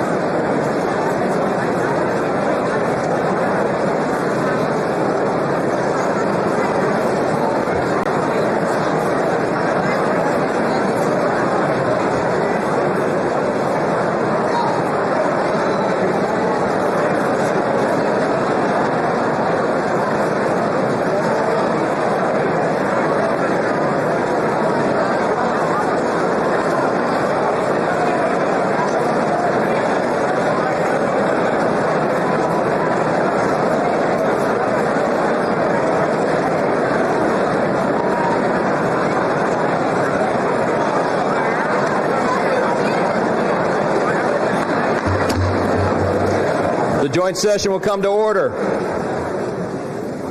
The chair appoints as members of the committee on the part of the House to escort the President of the United States into the chamber: the gentleman from Louisiana, Mr. Scalise; the gentleman from Minnesota, Mr. Emmer; the gentlewoman from Michigan, Mrs. McClain; the gentleman from North Carolina, Mr. Hudson; the gentleman from Pennsylvania, Mr. Reschenthaler; the gentleman from Utah, Mr. Moore; the gentlewoman from Indiana, Mrs. Houchin; the gentleman from Oklahoma, Mr. Hearn; the gentleman from New York, Mr. Jeffries; the gentleman from California, Mr. Aguilar; the gentleman from California, Mr. Liu; the gentlewoman from Washington, Mrs. Delbene; the gentlewoman from Michigan, Mrs. Dingell. The President of the Senate, at the direction of that body, appoints the following senators as members of the committee on the part of the Senate to escort the President of the United States into the House chamber: the Senator from South Dakota, Mr. Thune; the Senator from Wyoming, Mr. Barrasso; the Senator from Arkansas, Mr. Cotton; the Senator from West Virginia, Mrs. Capito; the Senator from Oklahoma, Mr. Langford; the Senator from South Carolina, Mr. Scott; the Senator from New York, Mr. Schumer; the Senator from Illinois, Mr. Durbin; and the Senator from Minnesota, Ms. Klobuchar. The members of the escort committee will exit the chamber through the lobby doors.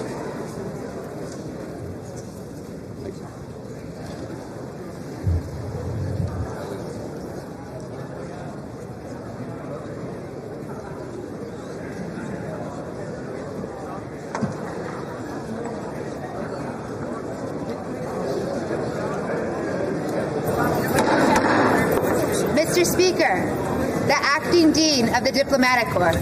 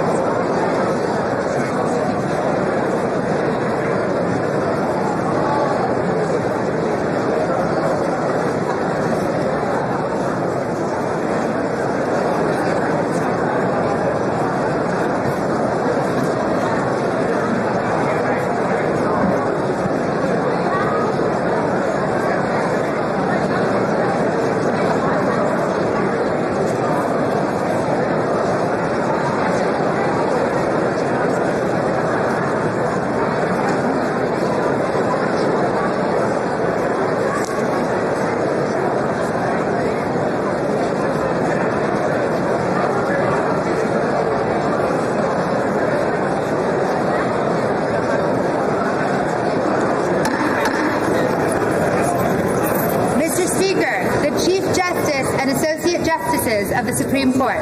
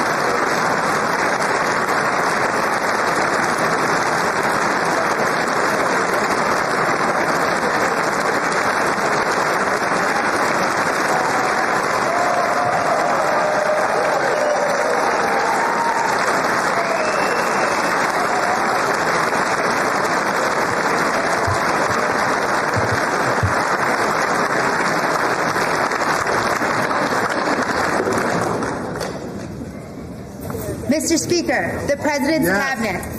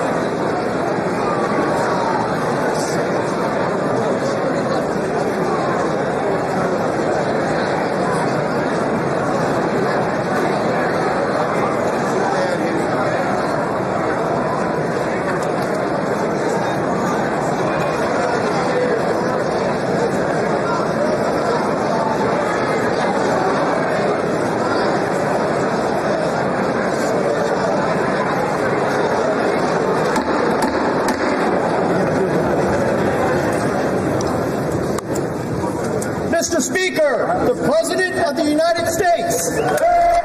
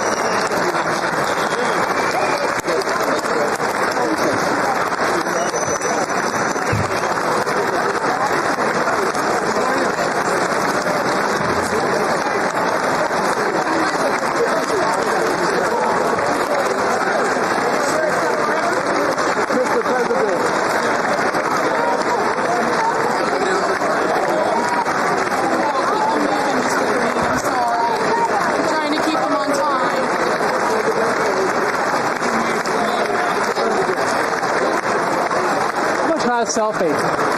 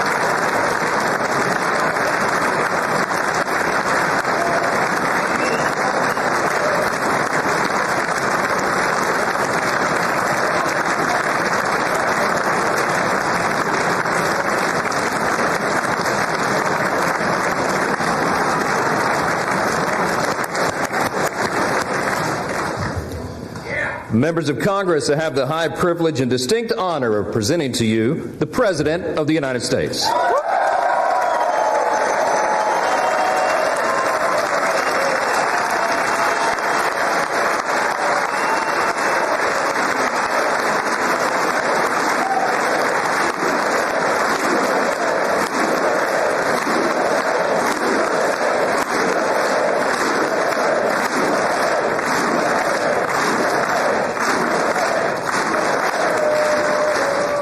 Well, thank you very much, everybody. It's really an honor.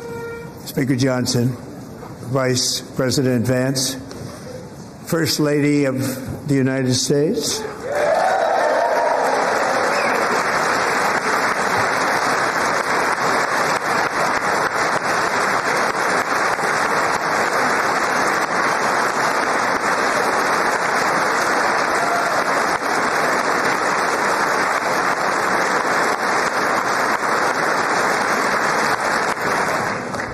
Second Lady of the United States.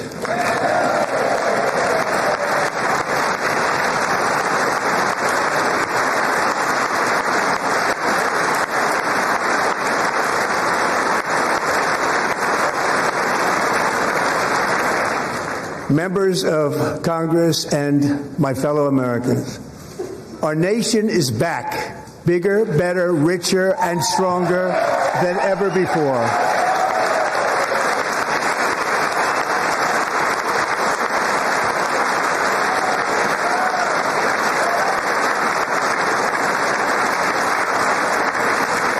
Less than 5 months from now, our country will celebrate an epic milestone in American history, the 250th anniversary of our glorious American independence. This July 4th, we will mark 2.5 centuries of liberty and triumph, progress and freedom in the most incredible and exceptional nation ever to exist on the face of the earth. And you've seen nothing yet. We're going to do better and better and better. This is the golden age of America.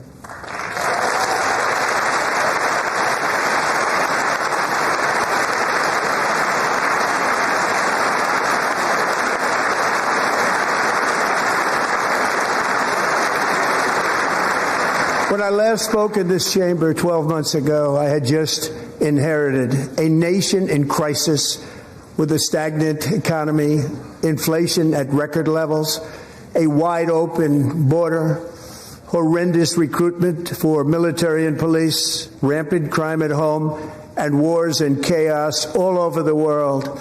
But tonight, after just 1 year, I can say with dignity and pride that we have achieved a transformation like no one has ever seen before, and a turnaround for the ages. It is indeed a turnaround for the ages.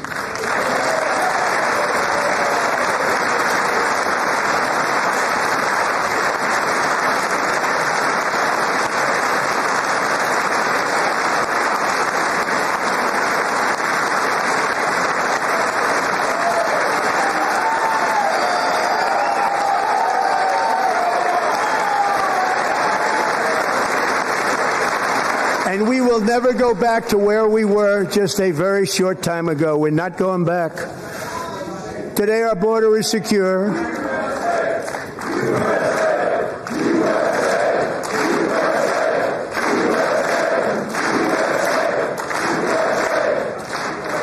Thank you. Today our border is secure. Our spirit is restored. Inflation is plummeting. Incomes are rising fast. The roaring economy is roaring like never before, and our enemies are scared. Our military and police are stacked, and America is respected again, perhaps like never before.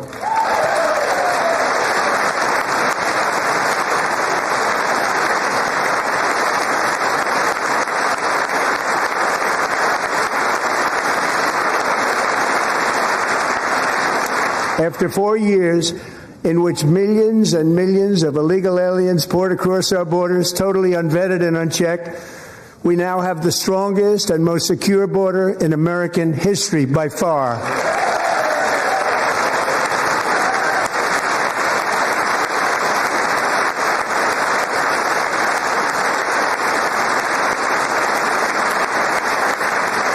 In the past 9 months, 0 illegal aliens have been admitted to the United States.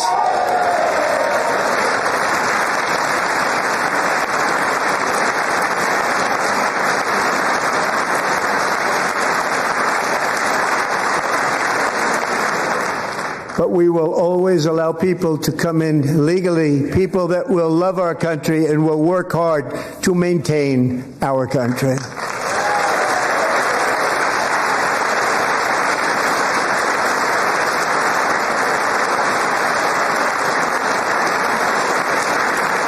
The flow of deadly fentanyl across our border is down by a record 56% in 1 year.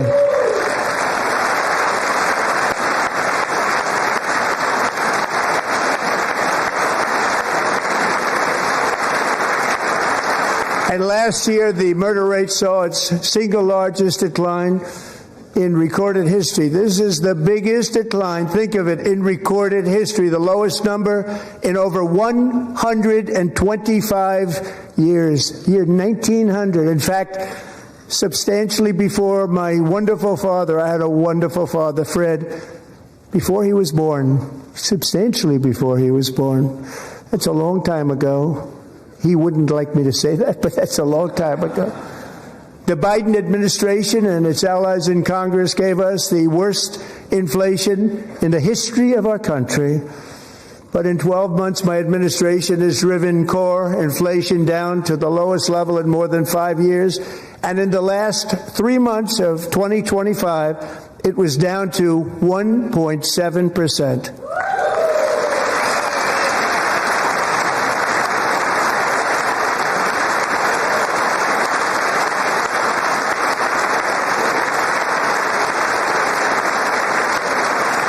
Gasoline, which reached a peak of over $6 a gallon in some states under my predecessor, it was quite honestly a disaster, is now below $2.30 a gallon in most states, and in some places $1.99 a gallon. And when I visited the great state of Iowa just a few weeks ago, I even saw $1.85 a gallon for gasoline.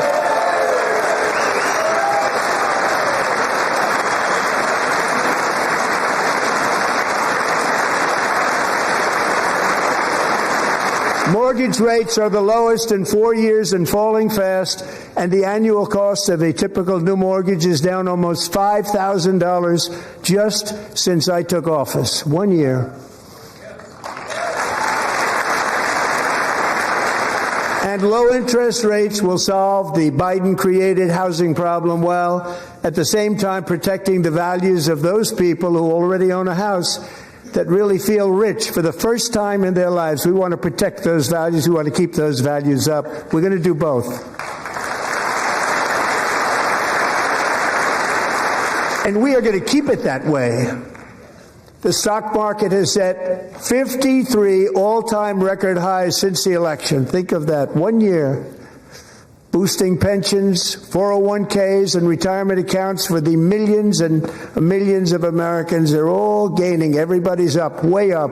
In 4 long years, the last administration got less than $1 trillion in new investment in the United States. And when I say less, substantially less.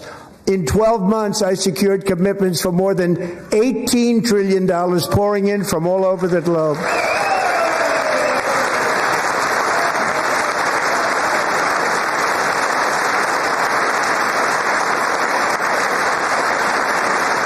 Think of it, much less than $1 trillion for 4 years versus much more than $18 trillion for 1 year. What a difference a president makes. A short time ago, we were a dead country. Now we are the hottest country anywhere in the world, the hottest.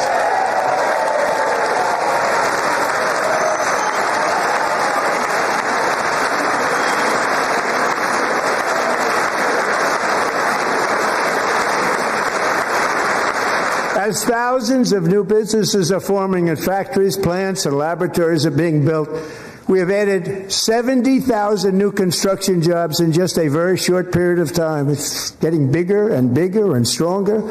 Nobody can believe what they're watching. American oil production is up by more than 600,000 barrels a day, and we just received from our new friend and partner, Venezuela, more than 80 million barrels of oil.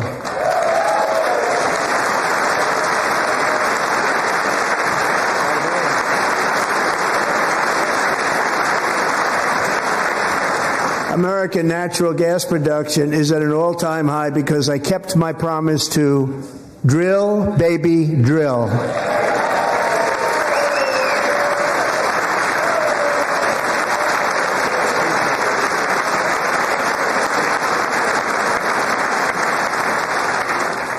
More Americans are working today than at any time in the history of our country. Think about that. Any time in the history of our country, more working today.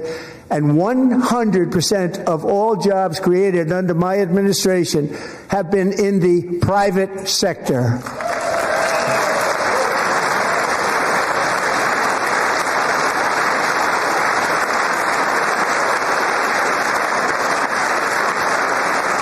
We ended DEI in America.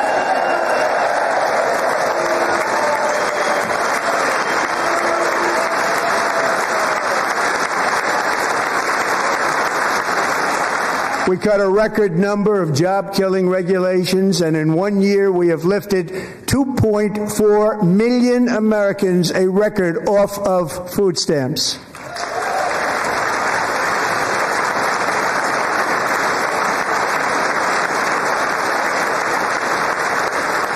And for all of these reasons, I say tonight, members of Congress, the state of our union is strong.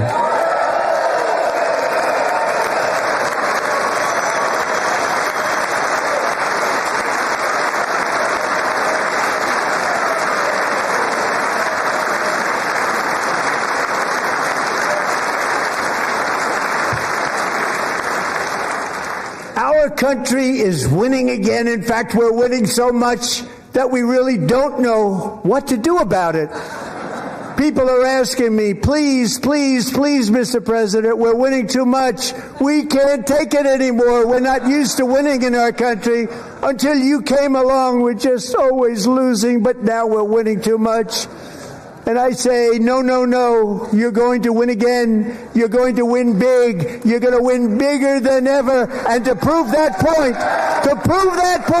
here with us tonight is a group of winners who just made the entire nation proud. The men's gold medal Olympic hockey team. Come on in.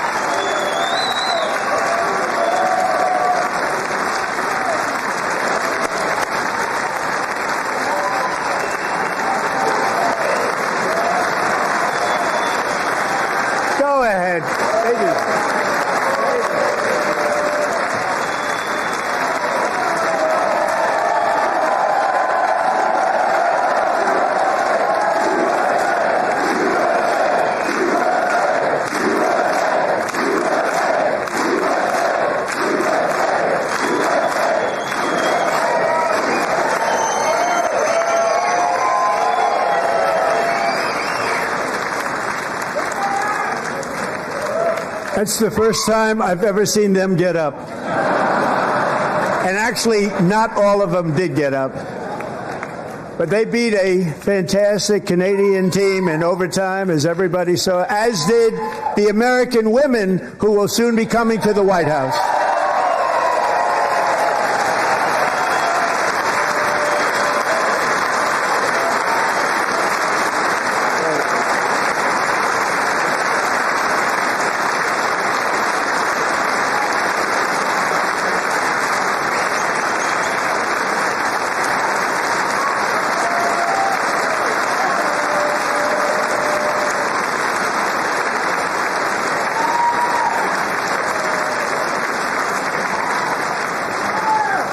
They were in the Oval Office before, and I just want to say a second very big congratulations to Team USA. But I have to say that, and I told them this, and we took a vote of the team. I said, anybody votes no, I'm not doing it.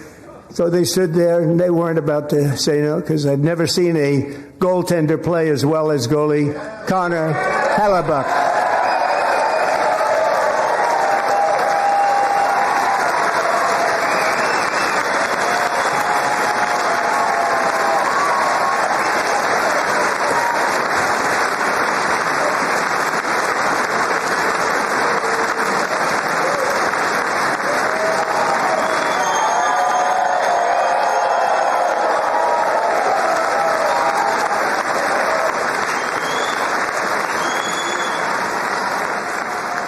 Think of it, 46 shots on goal, and I asked him, the one shot, the one where you put your stick in the back and it hit the neck of your stick and bounced off, you practiced that, or was that a little lucky? He refused to answer that question. But I just want to tell you that the members of this great hockey squad will be very happy to hear, based on their vote and my vote, and in this case my vote was more important, that I will soon be presenting Connor with our highest civilian honor, which we will be given and which has been given to many athletes over the years. But when I say many, not too many, like 12, it's called the highest civilian honor in our country, the Presidential Medal of Freedom.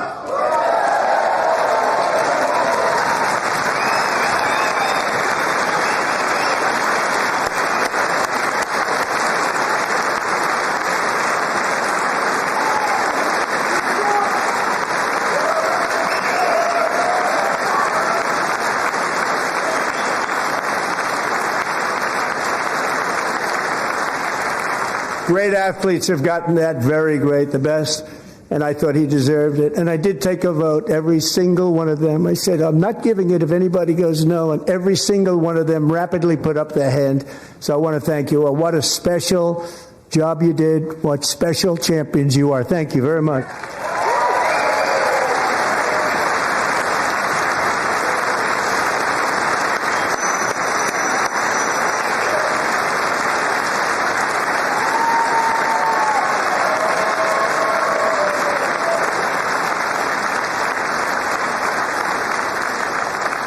I'm also pleased to say that the next time the Olympic torch is lit, it will be here in America for the 2028 Olympics, and it's the summer version right in Los Angeles. We're going to do a good job in Los Angeles.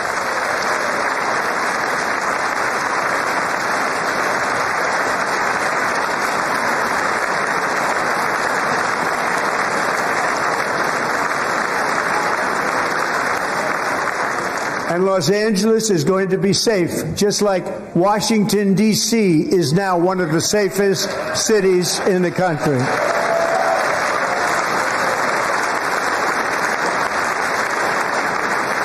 And this year, and I must say I got them both. I got them in my first term, and I was disappointed because I didn't think I'd be the president when this happened. But strange things took place. And now I've got them because I got the Olympics, I got the 2026 FIFA World Cup, and I wanted to claim the 250th, but I didn't get away with that one. I couldn't claim that one for myself. But we're getting the World Cup, so we have the World Cup and the Olympics coming, and that is exciting news.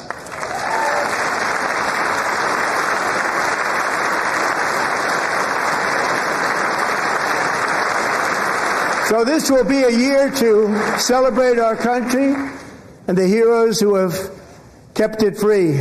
Men like Buddy Taggart. At age 17, Buddy volunteered to defend America in World War II, serving in the Pacific under the great General Douglas MacArthur. He fought bravely in the famous Battle of Manila, worked so hard. He was badly wounded and almost killed by enemy machine guns in Luzon.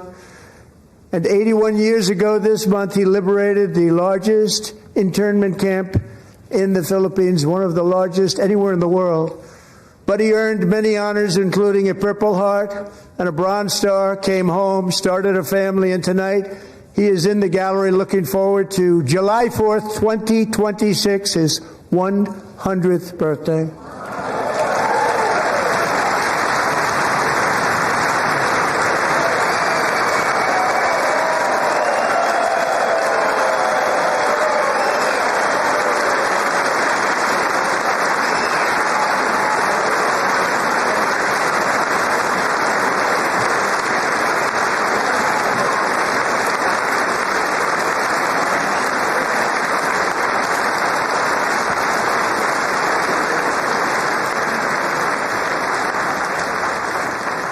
So, buddy, you're a brave man, and we salute you.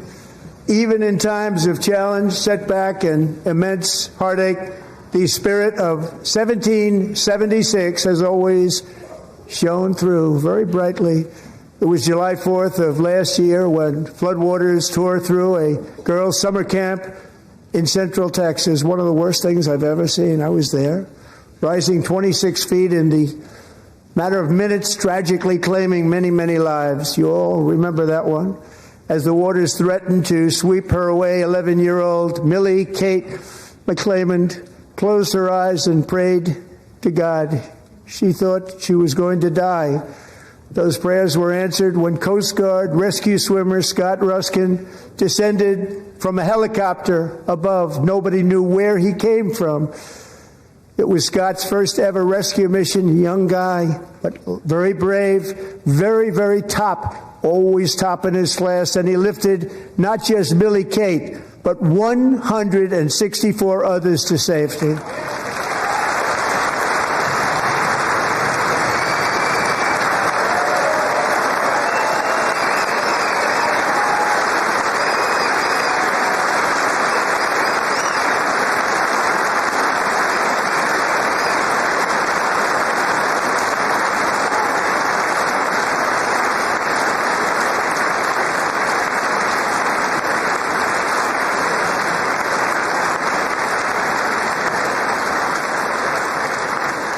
People watched Scott from a distance, and they couldn't believe what they were seeing. The winds were blowing, the rain was pouring, everything was going, and that rapid water, nobody's ever seen anything like it. They said, wow, that's something.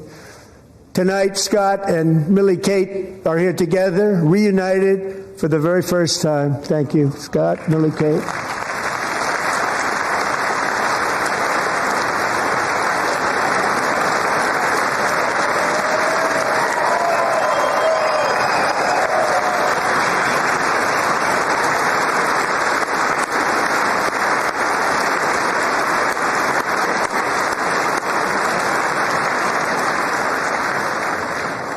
And Petty Officer Ruskin, I'm pleased to inform you that I am now awarding you the Legion of Merit for extraordinary heroism, which is what it was, extraordinary heroism. Thank you.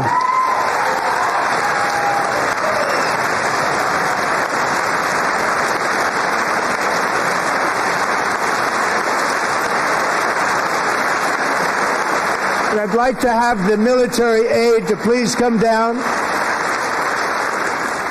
and take care of the service. Military aide, thank you very much. Take care of that very important service. Thank you very much. From 1776 to today, every generation of Americans has stepped forward to defend life, liberty, and the pursuit of happiness. And they're really doing it for the next generation. But now it's our turn. Together we're building a nation where every child has the chance to reach higher and go further, where government answers to the people, not the powerful, and where the interests of hardworking American citizens are always our first and ultimate concern. That is the debt we owe to the heroes who came before us, and that is the promise we must keep to America for our 250th year. Last year, I urged this Congress to begin the mission by passing the largest tax cuts in American history, and our Republican majorities delivered so beautifully. Thank you, Republicans.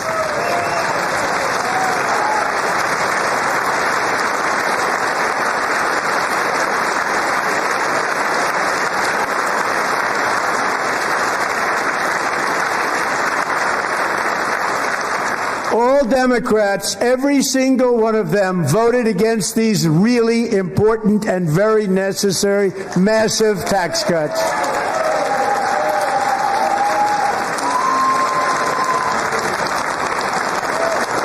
They wanted large-scale tax increases to hurt the people instead. But we held strong, and with the great, big, beautiful bill, we gave you no tax on tips, no tax on overtime, and no tax on Social Security for our great seniors.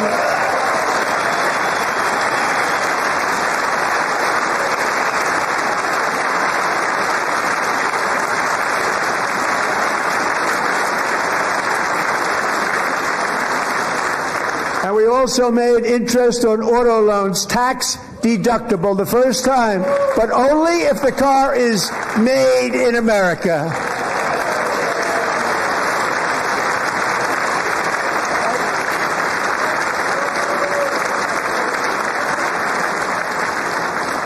Recently in Pennsylvania, I met Megan Hemhauser, a devoted mom who's homeschools her children, beautiful, 2 children, during the day while waiting tables at night, as her husband works overtime operating very heavy equipment. Megan is here this evening, and she's happy to tell you that she is so much richer because with no tax on tips, no tax on overtime, and her expanded child tax credit done again by Republicans, Megan and her husband will take home more than $5,000 extra just for the year, cutting her tax bill in more than half.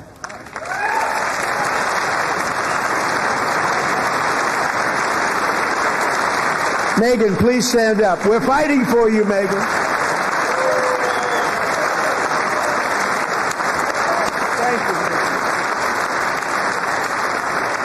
Thank you, Megan. We're fighting for you, Megan. Under our bill, parents like Megan can also activate their children's brand new Trump accounts. And I didn't name it.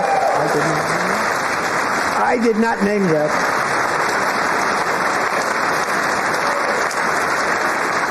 Nobody believes me, but I did not name it. It was named by a very tall man sitting right there in the third row. Nice man, a good man. Tax-free investment accounts for every American child. This is something that's so special and has taken off and gone through the roof. Millions will be pre-funded courtesy of the U.S. Treasury and private individuals like Michael and Susan Dell, who have donated $6.25 billion to fund the Trump accounts for 25 million American children. They're great people.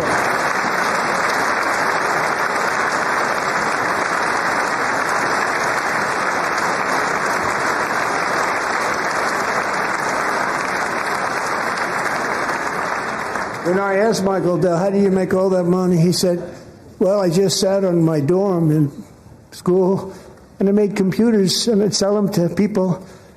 And I just kept selling and selling and selling. And pretty amazing story. That's called the American dream. He sold a lot of computers, a lot of those laptops. So I congratulate him on that. But I really thank him and Susan, as well as others like Brad Gerstner, a very tremendous guy. He was behind it right from the beginning. Brad Gerstner. Thank you, Brad.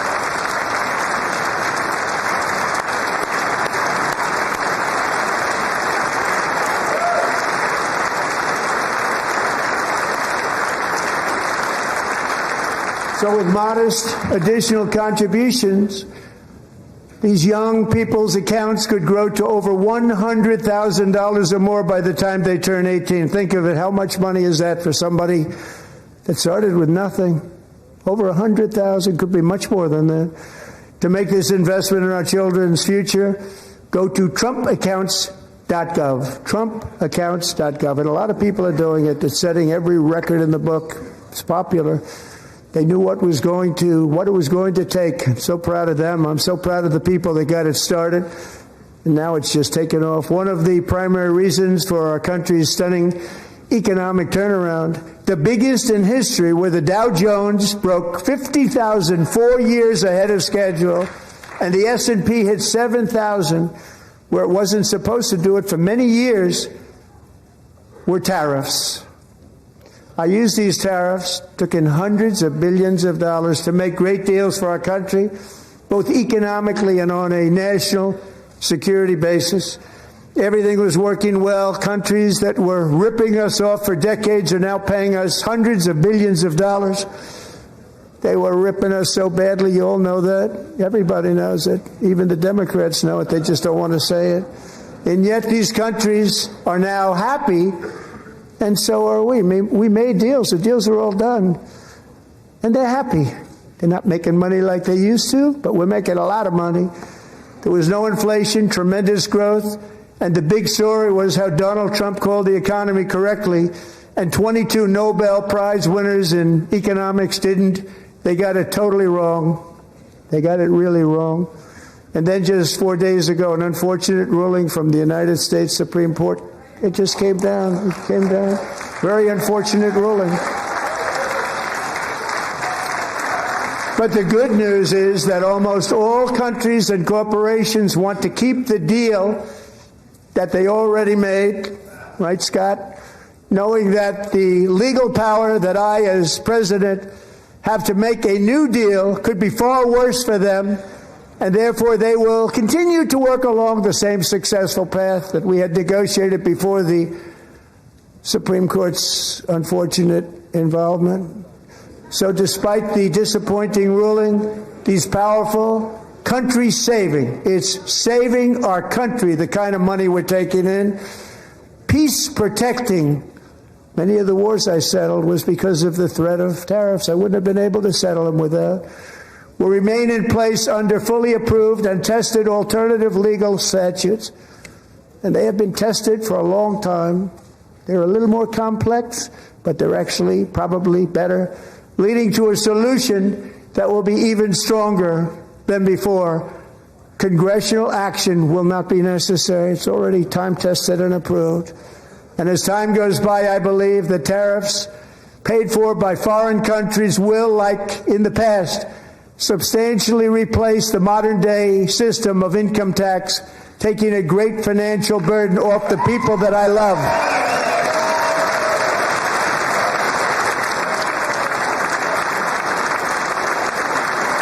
Right?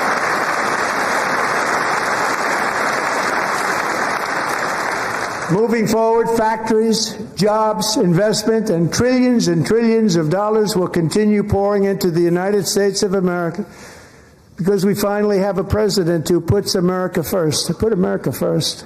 I love America.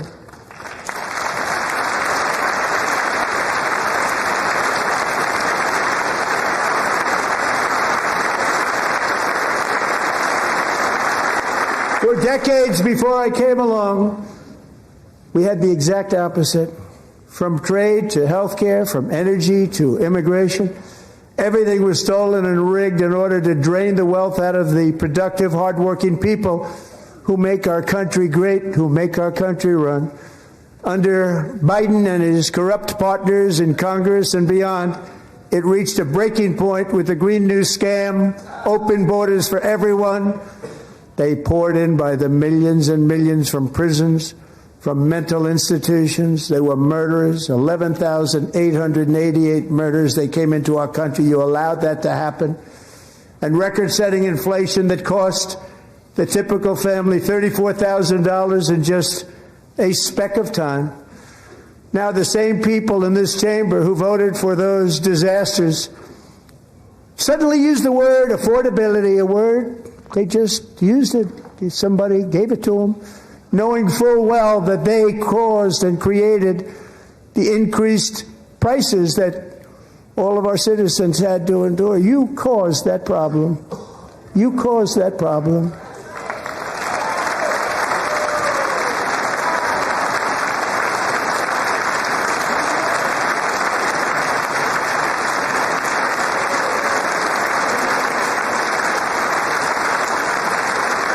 They knew their statements were a lie. They knew it.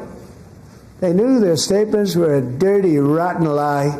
Their policies created the high prices Our policies are rapidly ending them. We are doing really well. Those prices are plummeting downward.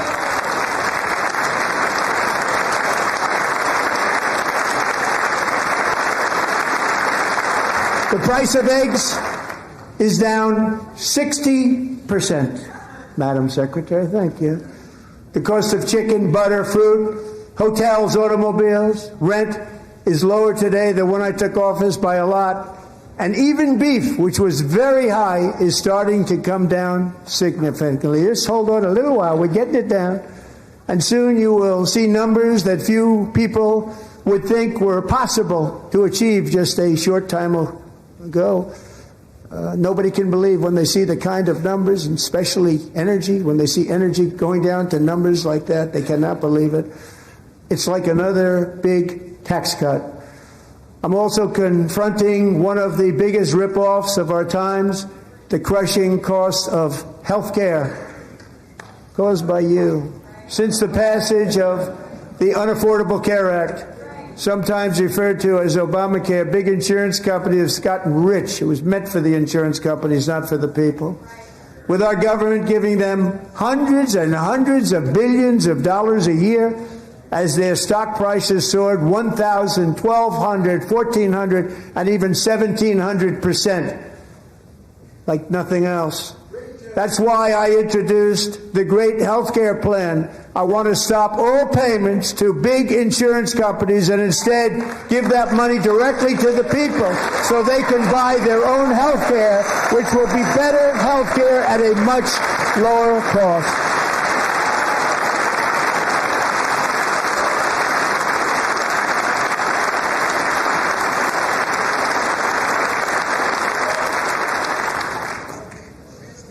In addition, my plan requires maximum price transparency. That's a big deal. Sounds so simple, so big. And I did that in my first term, and the Democrats immediately terminated it with full knowledge that they were doing a very bad thing for the people. Costs were going to go way up, and that's what happened, and now I'm bringing them way down on health care and everything else. I'm also ending the wildly inflated cost of prescription drugs like has never happened before.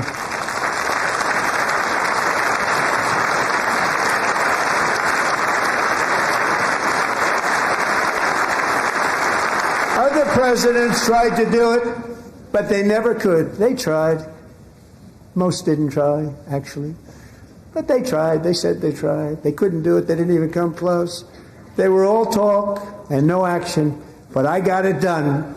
Under my just enacted most favored nation agreements, Americans who have for decades paid by far the highest prices of any nation anywhere in the world for prescription drugs will now pay the lowest price anywhere in the world for drugs.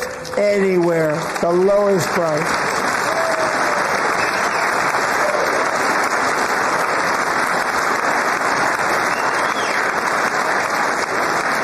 So in my first year of the second term, should be my third term, but strange things happen.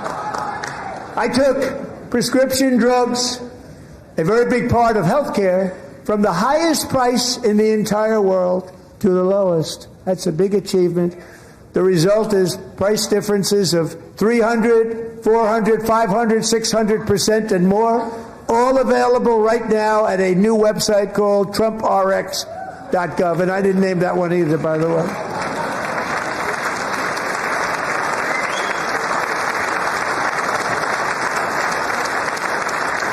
And here tonight is the very first customer ever to get that big discount, and it is big. Catherine Rayner. For 5 years, she and her husband have struggled with infertility, and they turned to IVF. One drug has been costing Catherine $4,000 to purchase. But a few weeks ago, she logged onto the TrumpRx website and got that same drug that cost $4,000, got it for under $500, a reduction of much more, actually, than $3,500. Catherine, we are all praying for you, and you're going to be a great mom.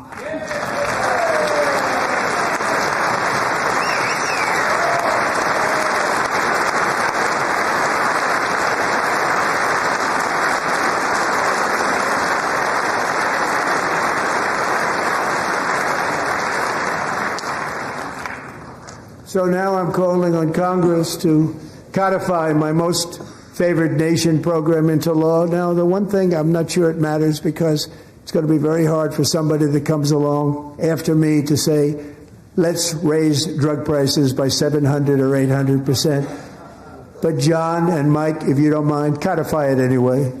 They may do it. Codify it anyway. Thank you. Many Americans are also concerned that energy demand from AI data centers could unfairly drive up their electric utility bills.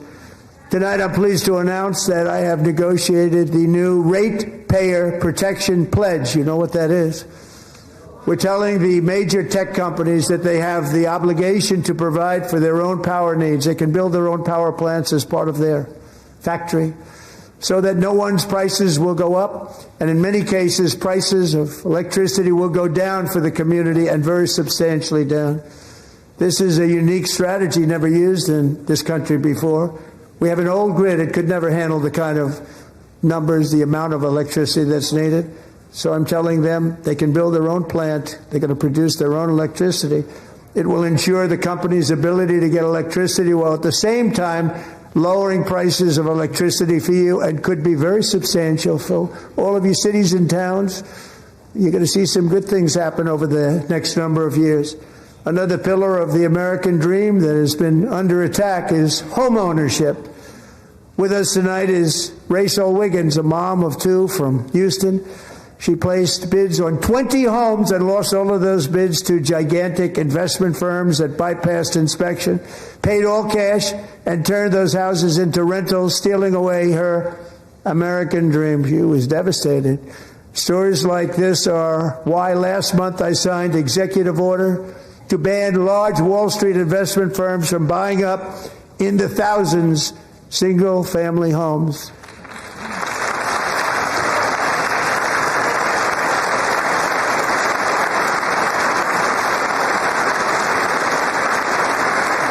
And now I'm asking Congress to make that ban permanent, because homes for people, really, that's what we want. We want homes for people, not for corporations. Corporations are doing just fine. Rachel, thank you very much. Good luck with your home. You'll get one soon.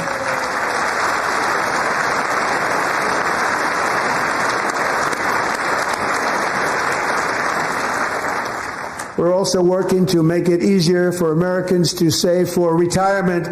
And under this administration, we will always protect Social Security and Medicare. They are not protecting it for our seniors. We will always protect Social Security, Medicare, Medicaid.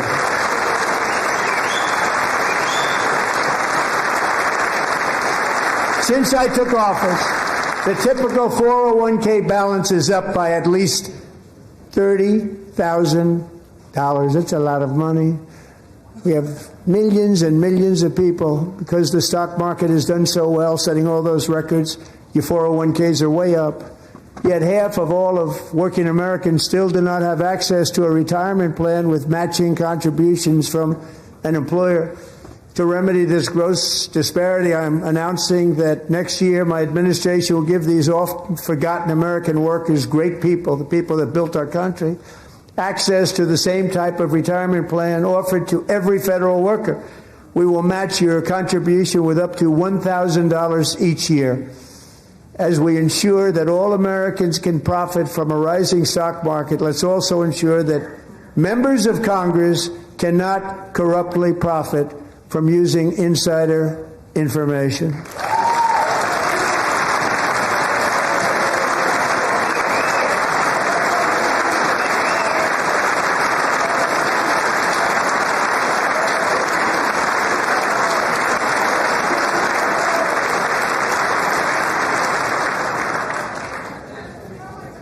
They stood up for that. I can't believe it. I can't believe it. Did Nancy Pelosi stand up if she's here? Doubt it. Pass the Stop Insider Trading Act without delay.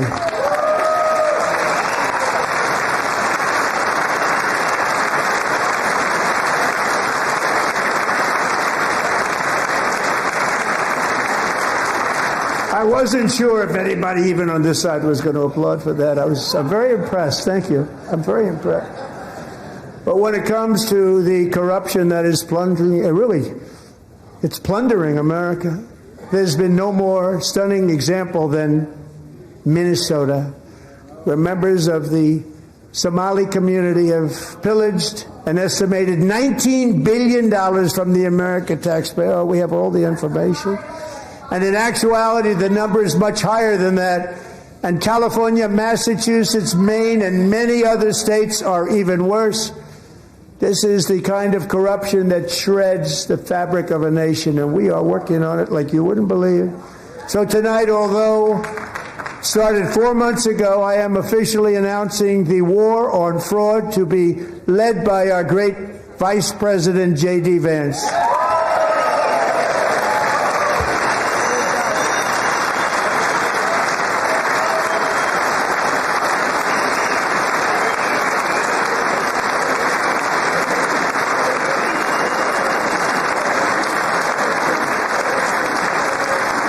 We'll get it done.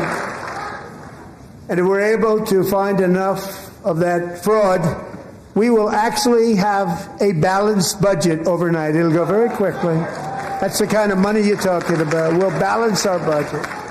The Somali pirates who ransacked Minnesota remind us that there are large parts of the world where bribery, corruption, and lawlessness are the norm, not the exception.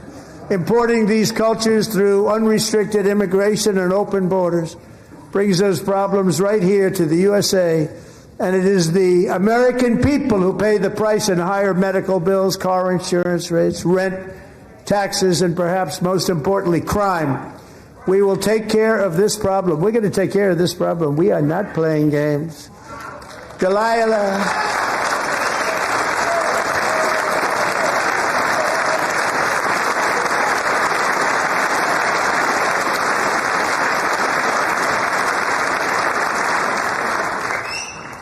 Delilah Coleman was only 5 years old in June 2024 when a 18-wheel tractor trailer plowed into her stopped car traveling at 60 miles an hour or more.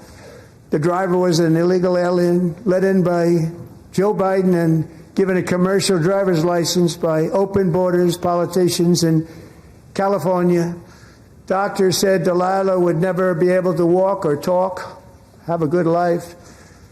She wouldn't even be able to eat again. But against all odds, she is now in the first grade learning to walk. And she's here this evening with her dad, Marcus, a fantastic man. Delilah, please, you are a great inspiration. Please stand up.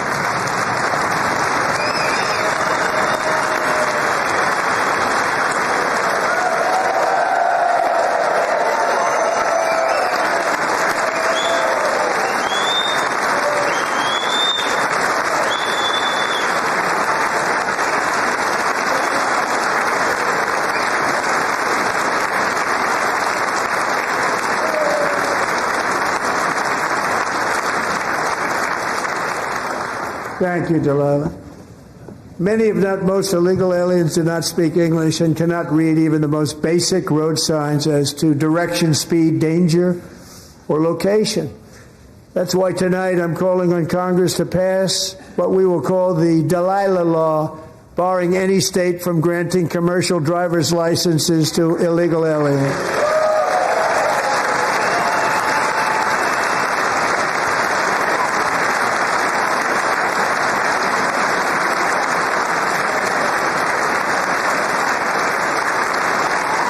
Yesterday, as you probably saw at the White House, I hosted a ceremony with Americans who lost their treasured loved ones to the scourge of illegal immigration. People came into our country, how we allowed this to happen with our open borders. These are the angel moms and families that for decades our government betrayed and our media totally ignored. It was terrible. Hard to believe, actually. In 2023, a 16-year-old high school cheerleader named Elizabeth Medina was supposed to perform in her town's Christmas parade, but she never arrived. Her mother, Jacqueline, went home to look for her, and she found her lying dead in a bathtub bleeding profusely after being stabbed 25 times.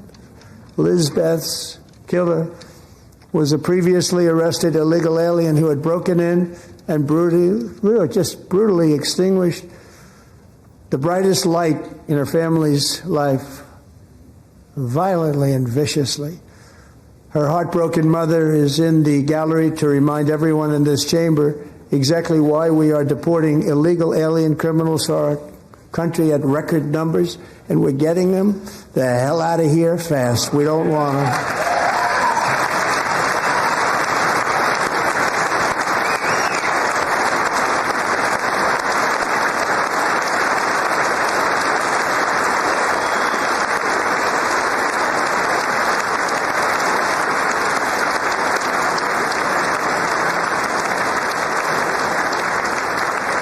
Thank you very much, Jacqueline. Thank you. We can never forget that many in this room not only allowed the border invasion to happen before I got involved, but indeed they would do it all over again if they ever had the chance. If they ever got elected, they would open up those borders to some of the worst criminals anywhere in the world. The only thing standing between Americans and a wide open border right now is President Donald J. Trump and our great Republican patriots in Congress. Thank you. Thank you.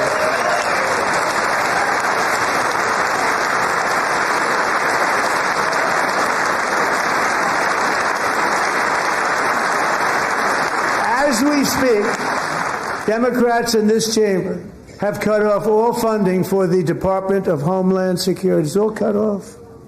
It's all cut off. They have instituted another Democrat shutdown, the first one costing us 2 points on GDP. 2 points we lost on GDP, which probably made them quite happy, actually. Now they have closed the agency responsible for protecting Americans from terrorists and murderers. Tonight I'm demanding the full and immediate restoration of all funding for the border security, Homeland Security of the United States, and also for helping people clean up their snow. We have no money because of the Democrats, and it would be nice. We'd love to give you a hand at cleaning it up, but you gave no money. Nobody's getting paid. It's a shame. So you have to think about it. We have, in case you didn't know, a pretty large snowstorm out there. One of the great things about the State of the Union is how it gives Americans the chance to see clearly what their representatives really believe. So tonight I'm inviting every legislator to join with my administration in reaffirming a fundamental principle. If you agree with this statement, then stand up and show your support.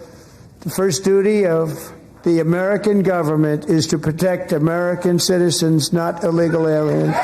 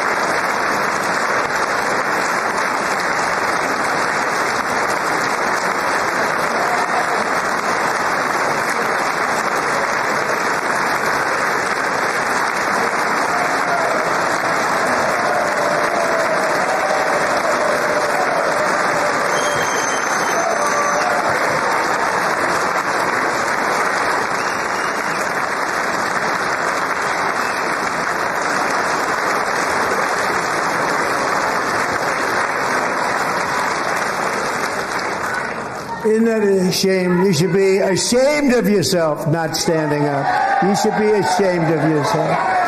That is why I'm also asking you to end deadly sanctuary cities that protect the criminals and enact serious penalties for public officials who block the removal of criminal aliens.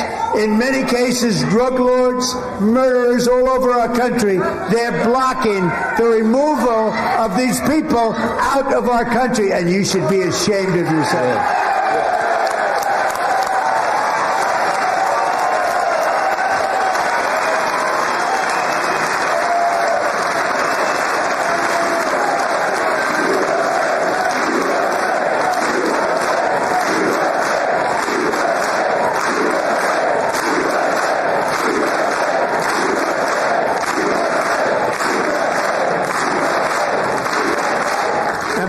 Most importantly, I'm asking you to approve the Save America Act.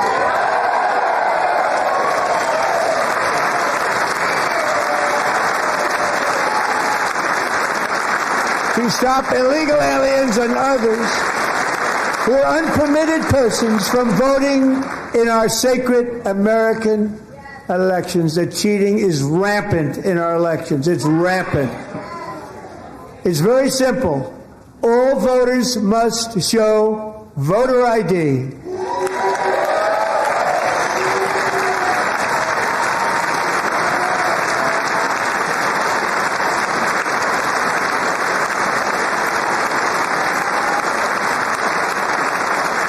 All voters must show proof of citizenship in order to vote.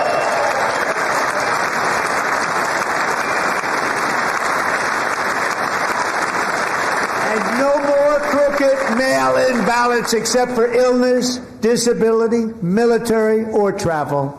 None. And this should be an easy one. And by the way, it's polling at 89%, including Democrats. 89%.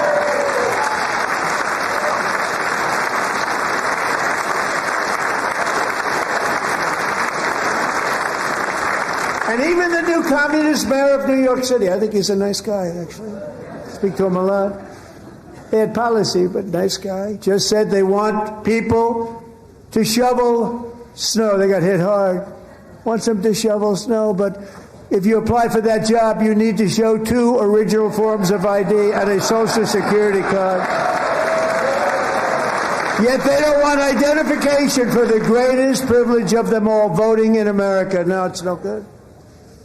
No good. Both Republicans and Democrats overwhelmingly agree on the policy that we just enunciated.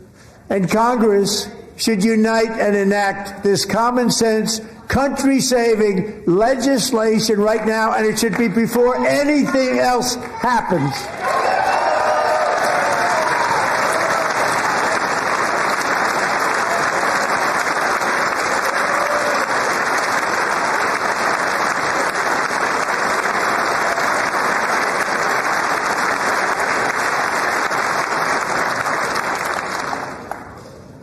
The reason they don't want to do it, why would anybody not want voter ID? One reason, because they want to cheat. There's only one reason. They make up all excuses. They say it's racist. They come up with things. You almost say, what imagination they have. They want to cheat. They have cheated. And their policy is so bad that the only way they can get elected is to cheat. And we're going to stop it. We have to stop it, John.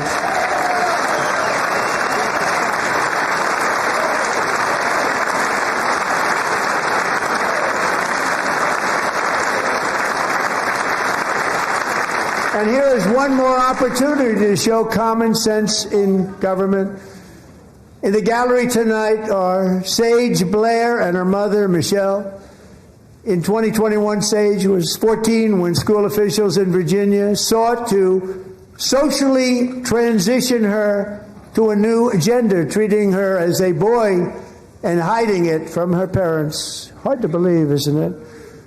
Before long, a confused Sage ran away from home after she was found in a horrific situation in Maryland A left-wing judge refused to return Sage to her parents because they did not immediately state that their daughter was their son. Sage was thrown into an all-boys state home and suffered terribly for a long time. But today, all of that is behind them because Sage is a proud and wonderful young woman with a full-ride scholarship to Liberty University. Sage and Michelle, please stand up.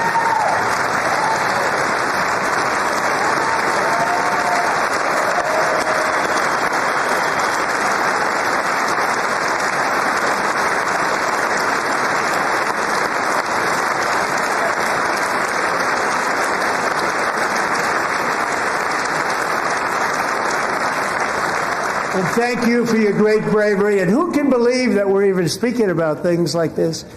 15 years ago, if somebody was up here and said that, they'd say, what's wrong with him?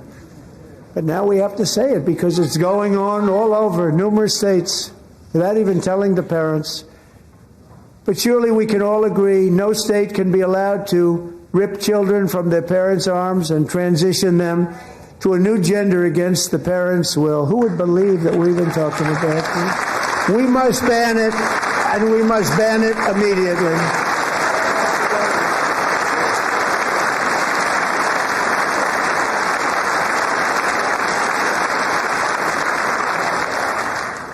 Look, nobody stands up. These people are crazy, I'm telling you. They're crazy.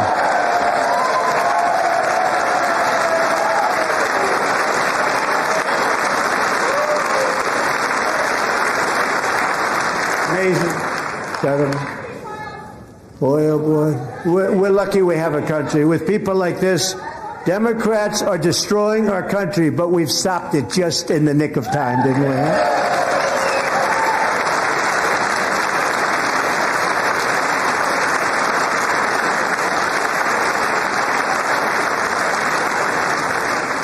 No one cares more about protecting America's youth than our wonderful First Lady, now a movie star. She's a movie star. Can you believe it? Who would have believed that? Over the past year, she has had an incredible impact championing AI legislation, advancing a landmark executive order on foster care, and helping secure $30 million to launch the Melania Trump Foster Youth to Independence Initiative. It's a tremendous really a tremendous thing that happened and had a lot of bipartisan support. She gets much better bipartisan support than I do. I get none. She gets a lot. Someday you're going to have to tell me how you did that. And students and educators in every state have joined the First Lady's efforts in the presidential AI challenge, keeping America's next generation positioned to succeed and strongly succeed in the future. Tonight, we welcome two young people whose lives reflect the First Lady's impact, Sierra Burns and Everest Nevermont. Thank you both, and Melania, thank you. I know how hard you worked on it. Thank you very much.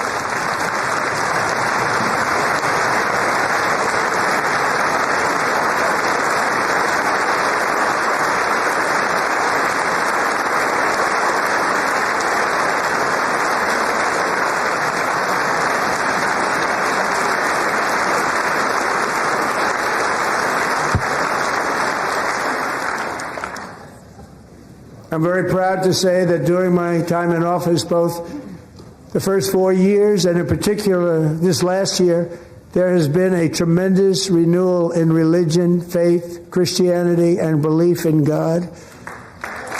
Tremendous renewal.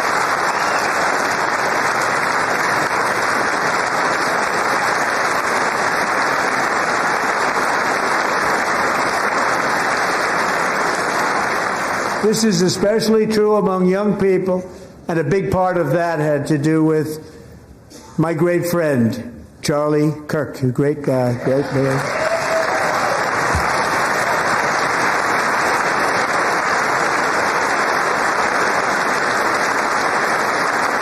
So last year, Charlie was violently murdered by an assassin and martyred, really martyred for his beliefs. His wonderful wife, Erica, is with us tonight. Erica, please stand.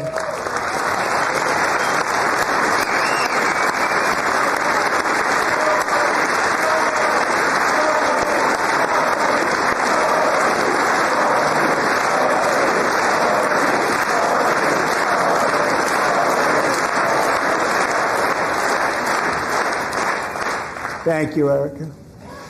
Been through a lot. In Charlie's memory, we must all come together to reaffirm that America is one nation under God, and we must totally reject political violence of any kind.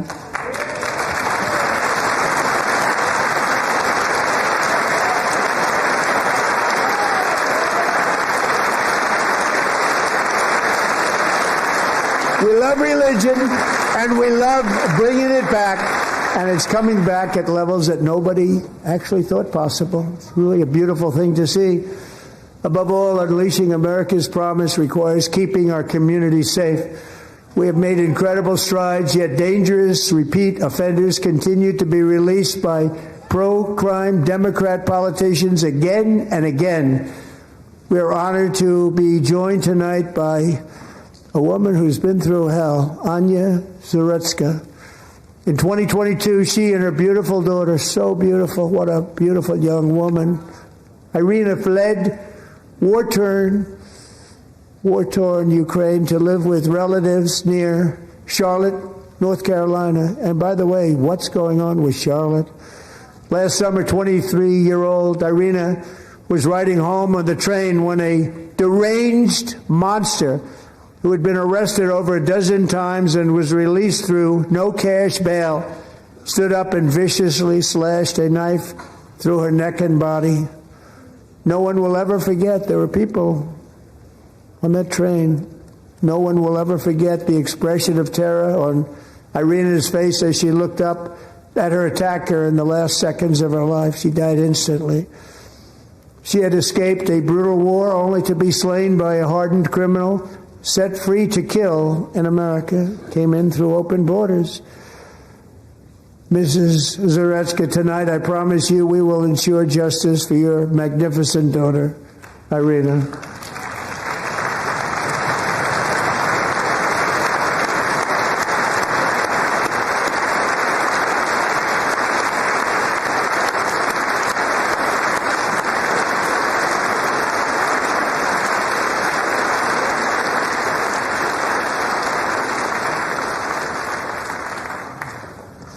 How do you not stand?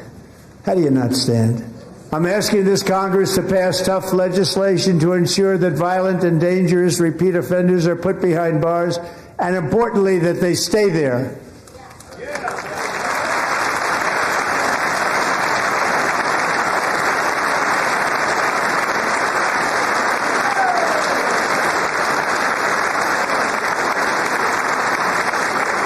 Starting last summer, I deployed our National Guard and federal law enforcement to restore law and order to our most dangerous cities, including Memphis, Tennessee, big success, New Orleans, Louisiana, big success, and our nation's capital itself, Washington, D.C., where we have almost no crime anymore in Washington, D.C. How did that happen?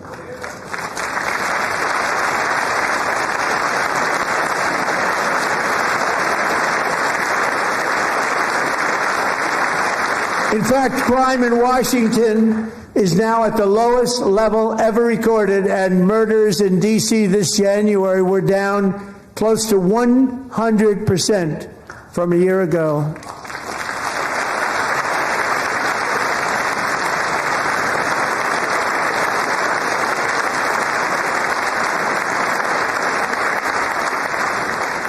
They don't like to hear that.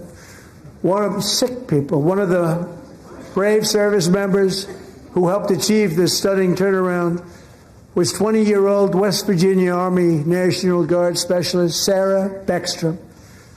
After a 4-month deployment, she voluntarily extended her service, and her rank was going to be lifted. She was doing so well. They were so proud of her. But the very next day, she was on patrol near the White House when she was ambushed and shot in the head by a terrorist monster from Afghanistan. Shouldn't have been in our country. And all because she wore the uniform of our nation, she was shot. He traveled here because he didn't like people wearing our uniform. He was sick and deranged, shouldn't have been in our country. Sarah Beckstrom died in order to defend our capital, and we are honored to be joined by her wonderful parents, Gary and Eva Lee. Your daughter was a true American patriot, and she will be greatly missed. She was a great person. I saw reports on her that never seen anything like her.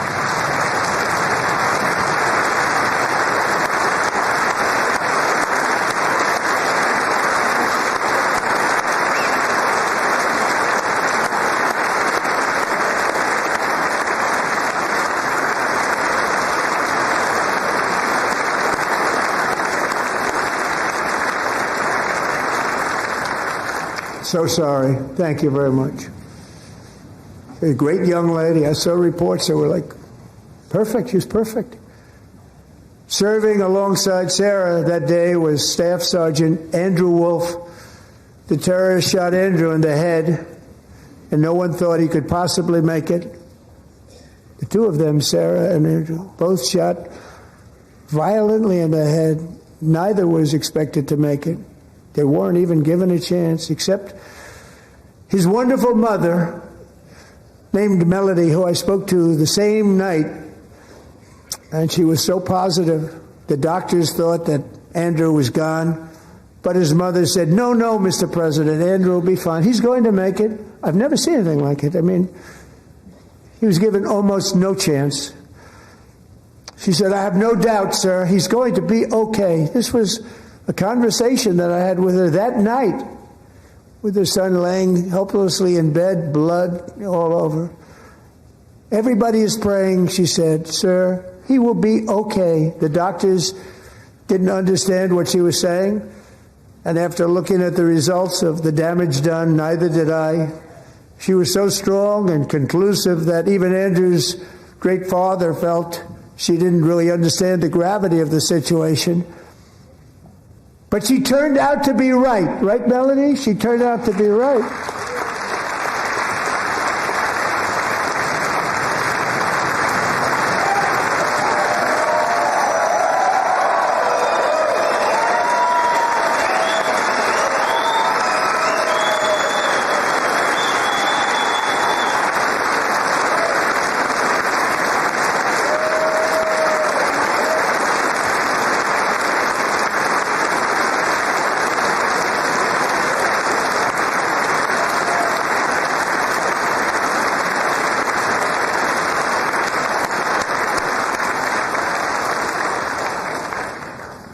Amazing, actually.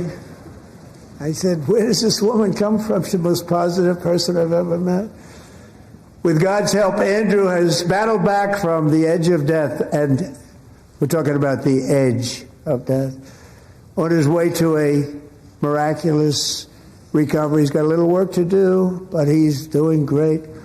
Nice to see you. He's a good-looking guy. Nice to see you. Thanks, Andrew. Thank you very much.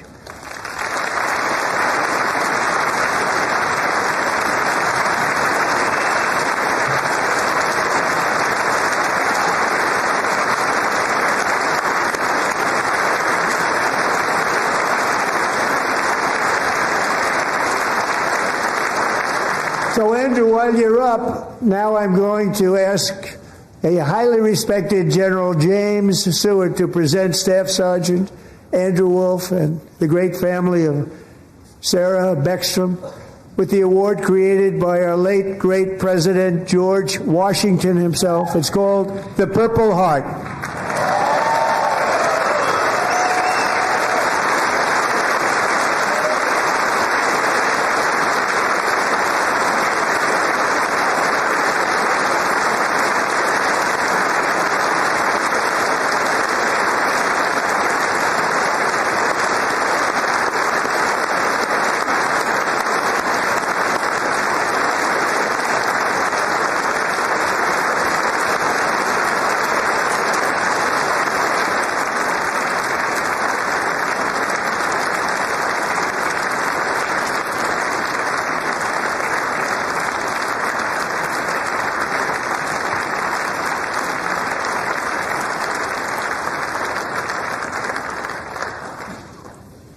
We love you all. Love you. We're proudly restoring safety for Americans at home, and we are also restoring security for Americans abroad. Our country has never been stronger. My first 10 months, I ended 8 wars, including Cambodia. Isn't it funny? Sick people. Cambodia and Thailand, Pakistan and India.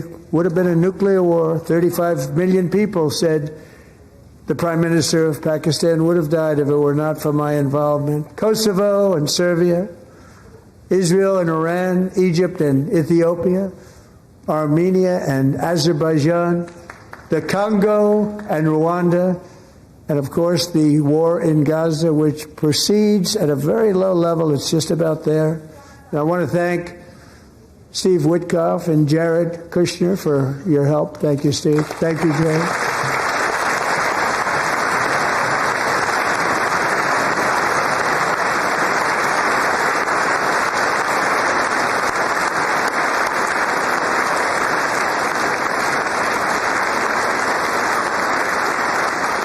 And I also want to thank the man they report to, Secretary of State Marco Rubio. Thank you, Marco.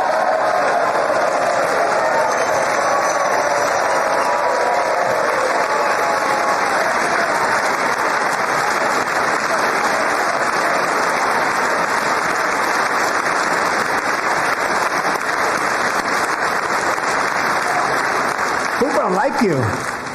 You know, Marco got 100% of the votes when he was in confirmation. I think our next one was about 54%. And some of the Democrats are now saying, I can't believe we approved that guy.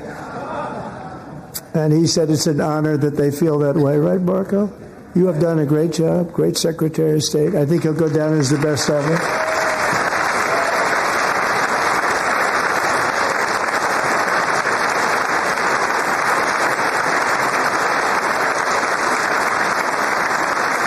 Under the ceasefire I negotiated, every single hostage, both living and dead, has been returned home. Can you believe that?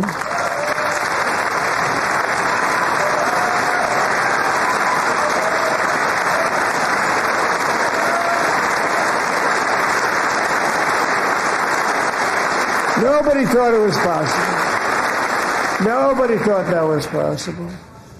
Both living and dead, and those parents who had a dead son, their boy, they'd always tell me their boy, they wanted him as much as though he were living. It was an amazing period of time. And they came back, and when we got all of the living hostages back, and many, many before them, but I always said those last 20 are going to be very tough, but we got many, many more, hundreds. But I said those last 20 are going to be tough. We got them back, but we only got back 14 or 15 of the dead, of the 28. And believe it or not, Hamas worked along with Israel, and they dug and they dug and they dug. It's a tough thing to do, going through bodies all over, passing up 100 bodies sometimes for each one that they found. Tough job. And they finally got it back to 27. And then Steve and Jared, they got it back to 28. They found all 28. Nobody thought that was possible, but we did it. And I remember the family of the 28th. They were so grieved, but they were so happy as it's possible to be. They had their boy back. The mother said, "Sir, we have our boy back." What a period of time that was, but we got them all back. So thank you both very much. Great job.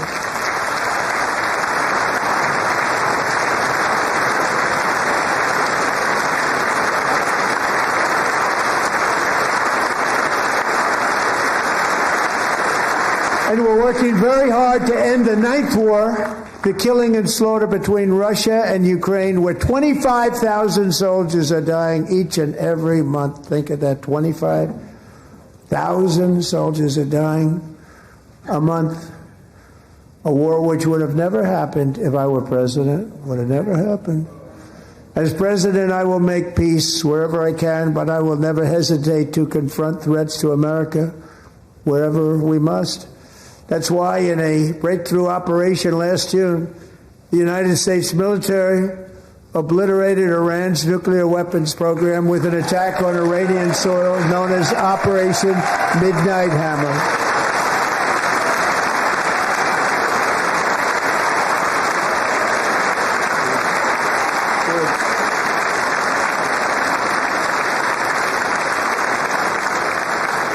decades, it had been the policy of the United States never to allow Iran to obtain a nuclear weapon. Many decades. Since they seized control of that proud nation 47 years ago, the regime and its murderous proxies have spread nothing but terrorism and death and hate. They've killed and maimed thousands of American service members and hundreds of thousands and even millions of people with what's called roadside bombs. They were the kings of the roadside bomb. And we took out Soleimani. I did that during my first term. Had a huge impact. He was the father of the roadside bomb.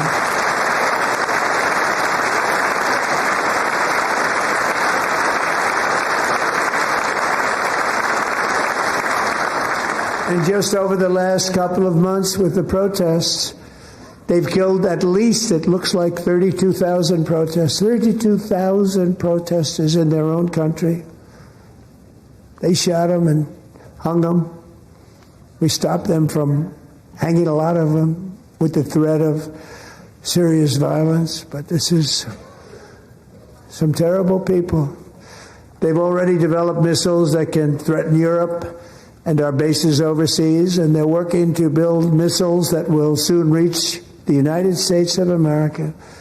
After Midnight Hammer, they were warned to make no future attempts to rebuild their weapons program, and in particular, nuclear weapons. Yet they continue, starting it all over. We wiped it out, and they want to start all over again, and are at this moment again pursuing their sinister ambitions. We are in negotiations with them. They want to make a deal, but we haven't heard those secret words. We will never have a nuclear weapon. My preference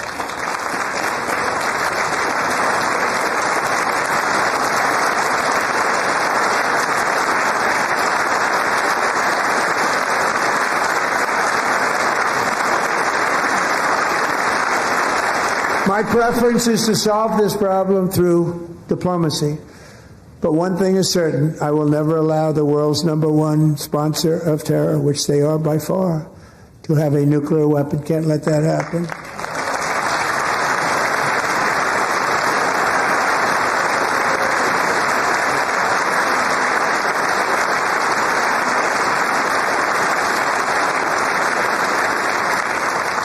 And no nation should ever doubt America's resolve. We have the most powerful military on earth. I rebuilt the military in my first term. We're going to continue to do so. Also, we just approved a $1 trillion budget. We have no choice. We have to be strong because hopefully we will seldom have to use this great power that we built together. It's really called Peace Through Strength, and it's been very, very effective.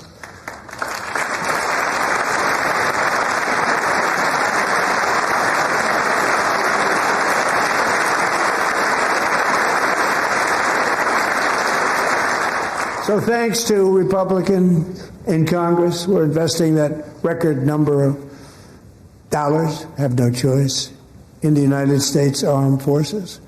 Also creating a lot of jobs, but we're not even doing it for that reason. Because as I said, we have more jobs, more people working today than ever before in the history of our country. And NATO countries are friends and allies. They are. They're our friends and they're our allies. Have just agreed at my very strong request to pay 5% of GDP for military defense rather than the 2%, which they weren't paying. We were paying for almost all of NATO. Now they're paying 5 as opposed to not paying 2.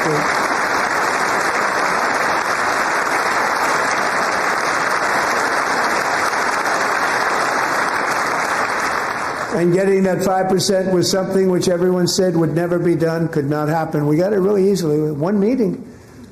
And big difference between 2% that's not paid. We were paying the freight of many of them. Very few were paid up. Now 5%, then they're paid. And everything we send over to Ukraine is sent through NATO, and they pay us in full. They pay us totally in full. Every branch of our armed forces is setting records for recruitment. This is so exciting. And every service member recently...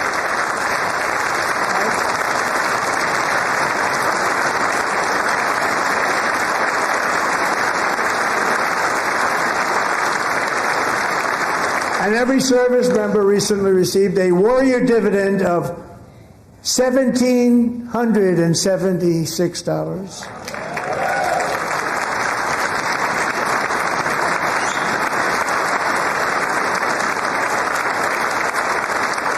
You know, they put it on my desk. We got the money from tariffs and other things, a lot of money. We have much more money than people understand. Have to rebuild that program a little bit, but it won't take long. But we got the money, and it was $1,775, and they wanted my approval. And I said, what's the number? $1,775. I said, wait a minute. For $1 more, we can have $1,776. It's going to... I said, we're going to figure that. I never asked anybody if we could afford it. $1 more. I said, $1,776. And I said, that's good. And I'll tell you what, our military, that was 4 months ago, our military, I never see a person in the military that doesn't thank me for it. So we're honored to do it. They deserve it. And we call it 1776. It was great. And we love our military. We love our law enforcement. We love our firemen. You know, the firemen don't get mentioned enough. We love our firemen. We're also...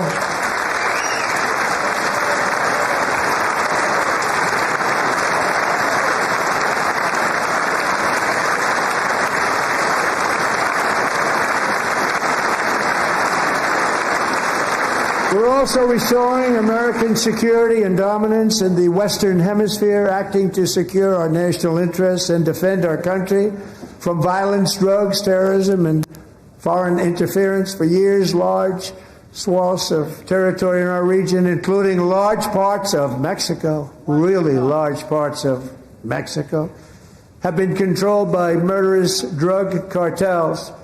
That's why I designated these cartels as foreign terrorist organizations, and I declared illicit fentanyl as a weapon of mass destruction.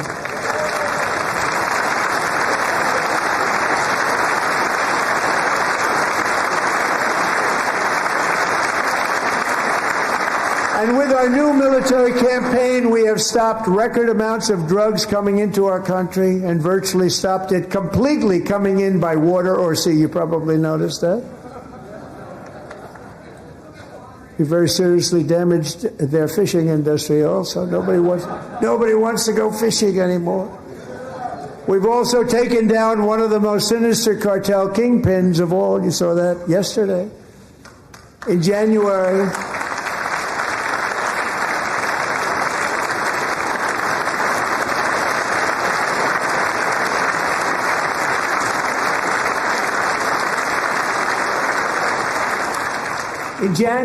elite American warriors carried out one of the most complex, spectacular feats of military competence and power in world history. No one's seen anything like it. Foreign leaders, I won't tell you who, called me and they said, very impressive, very impressive. They couldn't believe, they all watched, they saw what happened.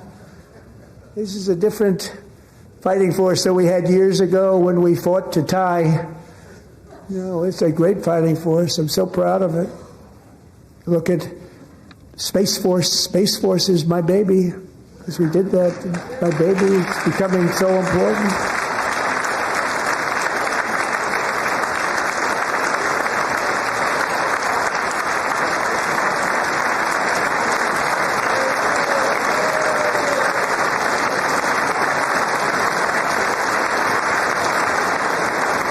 And America's armed forces overwhelmed all defenses and utterly defeated an enemy, good fighters, to end the reign of outlaw dictator Nicolas Maduro and bring him to face American justice.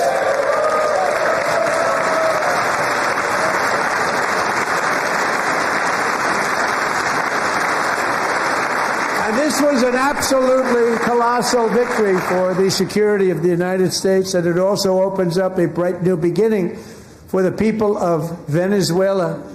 We're working closely with the new president of Venezuela, Delcy Rodriguez, to unleash extraordinary economic gains for both of our countries and to bring new hope to those who have suffered so terribly. They really did suffer. With us tonight is Alejandra Gonzalez. She grew up in a tight-knit Venezuelan family and was especially close to her beloved Uncle Enrique. But after Enrique ran for office and opposed Maduro, he was kidnapped by Maduro's security forces and thrown into the regime's really infamous prison in Caracas. Alejandro feared she would never see her uncle again. She feared for her own life also. But since the raid, we have worked with the new leadership, and they have ordered the closure of that vile prison and released hundreds of political prisoners already, with more to come. Alejandro, I'm pleased to inform you that not only has your uncle been released, but he is here tonight. We brought him over to celebrate his freedom with you in person. Enrique, please come down.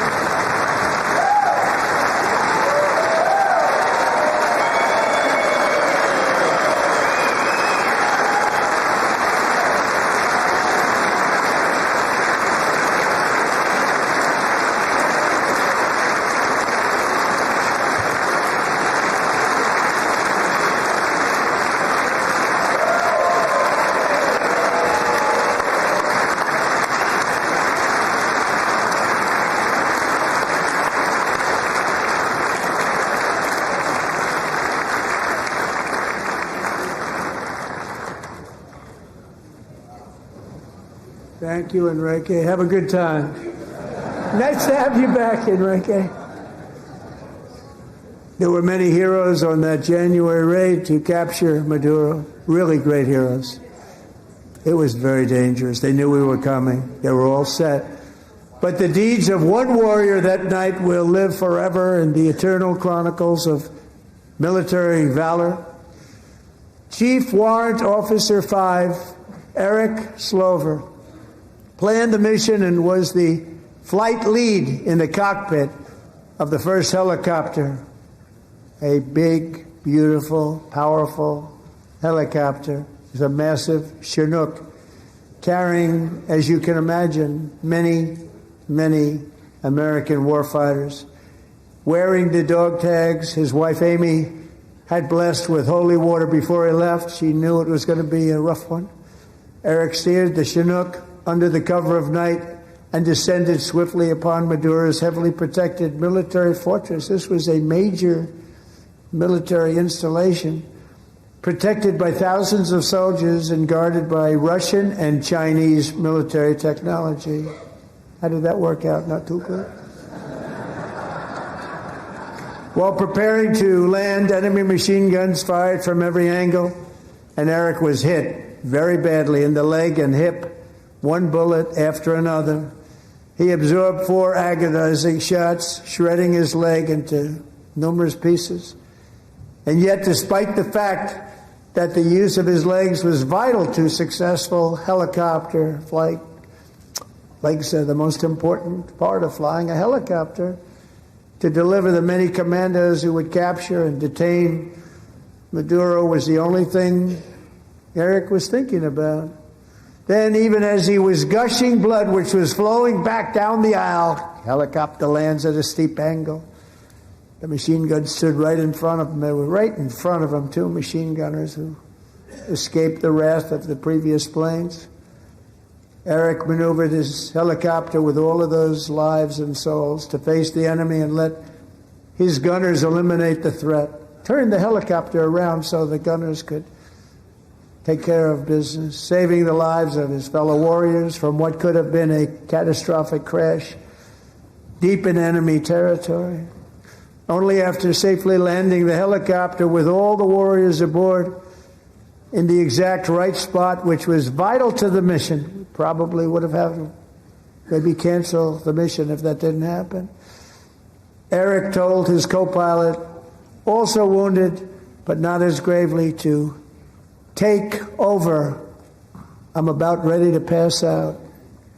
The success of the entire mission and the lives of his fellow warriors hinge on Eric's ability to take searing pain. It was unbelievable what's happened to his legs of the bullets and keep on flying and landing, and people knew what was happening. Everybody in the back of the helicopter knew because they saw the blood pouring down the aisle. Chief Warrant Officer Slover is still recovering from his serious wounds, but I'm thrilled to say that he is here tonight with his wife, Amy, Eric, and Amy. Come on in.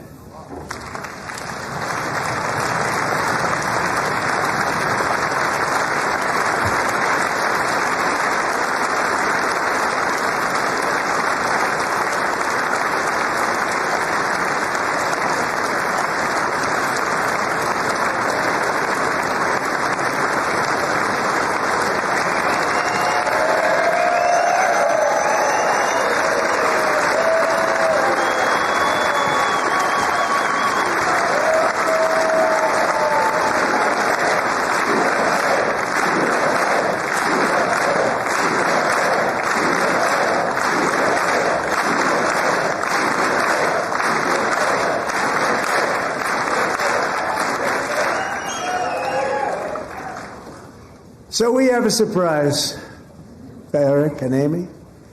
In recognition of Eric's actions above and beyond the call of duty, I would now like to ask General Jonathan Braga to present Chief Warrant Officer Slover with our nation's highest military award, the Congressional Medal of Honor.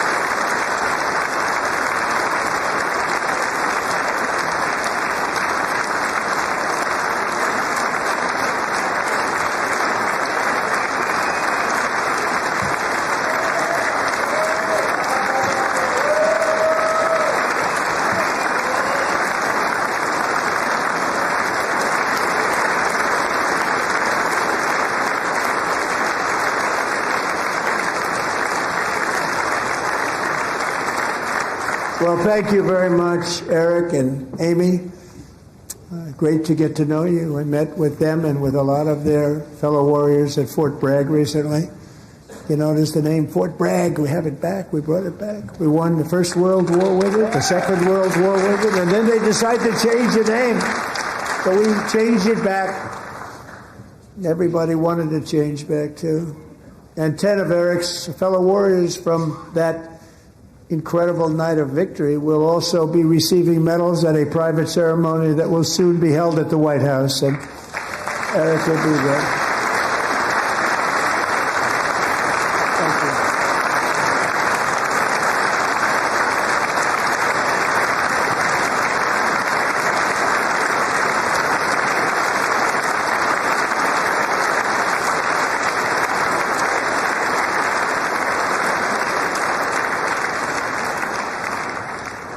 Thank you, Eric. That's a big one.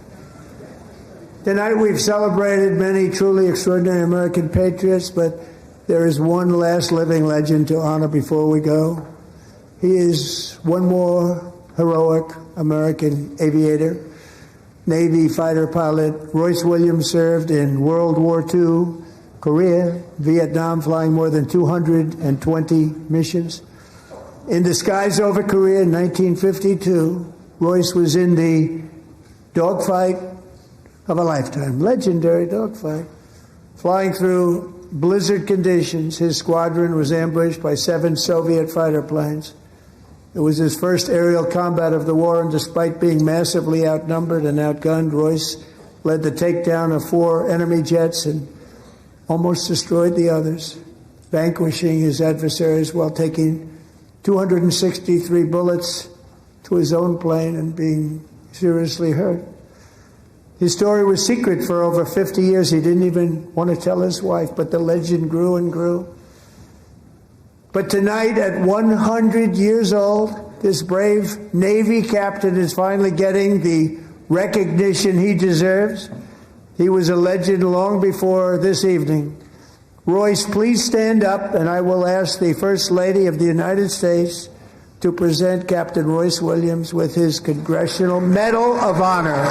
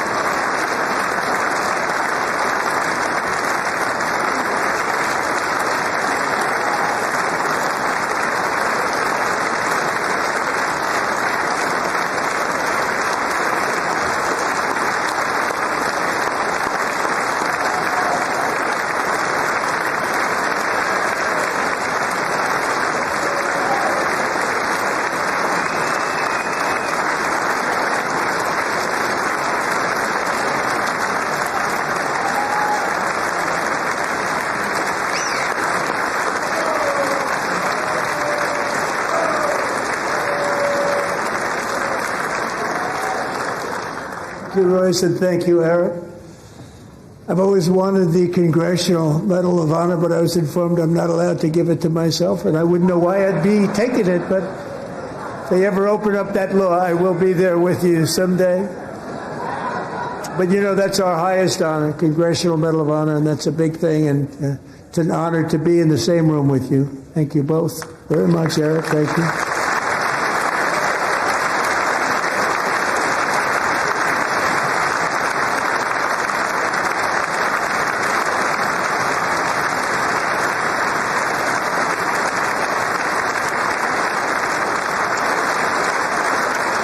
Thank you.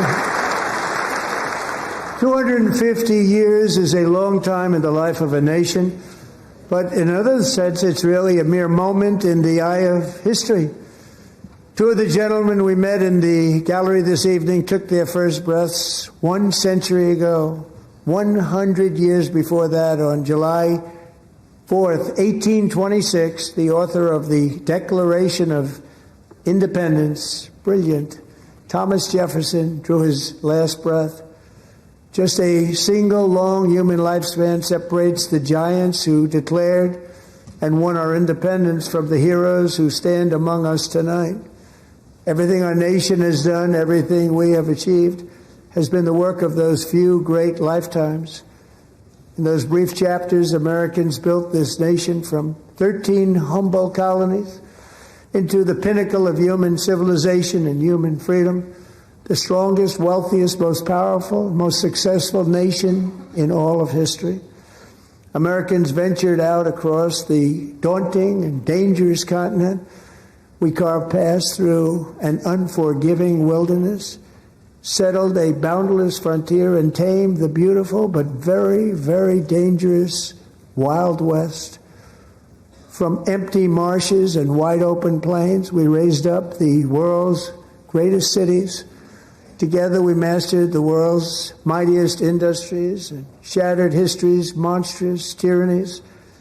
And we liberated millions from the chains of fascism, communism, oppression, and terror. Americans lifted humanity into the skies on the wings of aluminum and steel. And then we launched mankind into the stars on rockets powered by sheer American will and unyielding American pride. We wired the globe with our ingenuity. We captivated the planet with American culture. And now we are pioneering the next great American breakthroughs that will change the entire world. All of this and so much more is the enduring legacy, unmatched glory of the hardworking patriots who built and defended this country and who still carry the hopes and freedoms on all of humanity's backs. For years they were forgotten, betrayed, and cast aside. But that great betrayal is over, and they will never be forgotten again. Because when the world needs courage, daring, vision, and inspiration, it is still turning to America.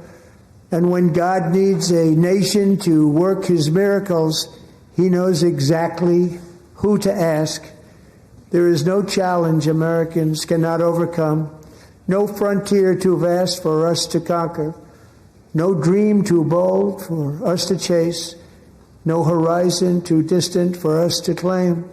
For our destiny is written by the hand of providence, and these first 250 years were just the beginning. From the rugged border towns of Texas to the heartland villages of Michigan, from the sun-kissed shores of Florida to the endless fields of the Dakotas, and from the historic streets of Philadelphia to right here in our nation's capital, Washington, D.C., the golden age of America is upon us. The revolution that began in 1776 has not ended.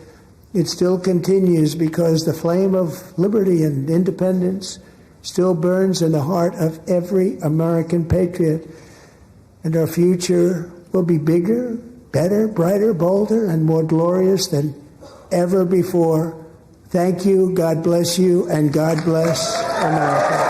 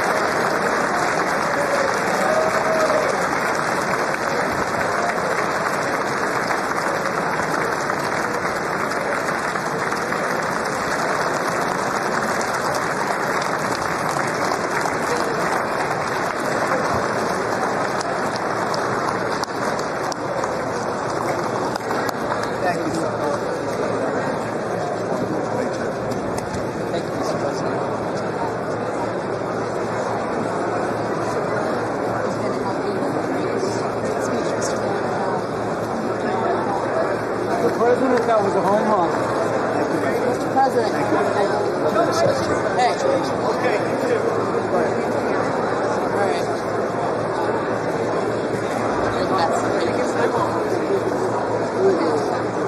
Good job. Thank you. Thank you. Very well done, sir. We'll see you Friday, Mr. President. Great job. Oh, good. Good. See you. See you. Thank you. Well done. God bless you. Good job. Good man. Thank you very much. Excellent speech, Mr. President. Absolutely. Thank you. Mr. President. Mr. President. Thank you. That's ever. Mr. President. Thank you. Where you going, man?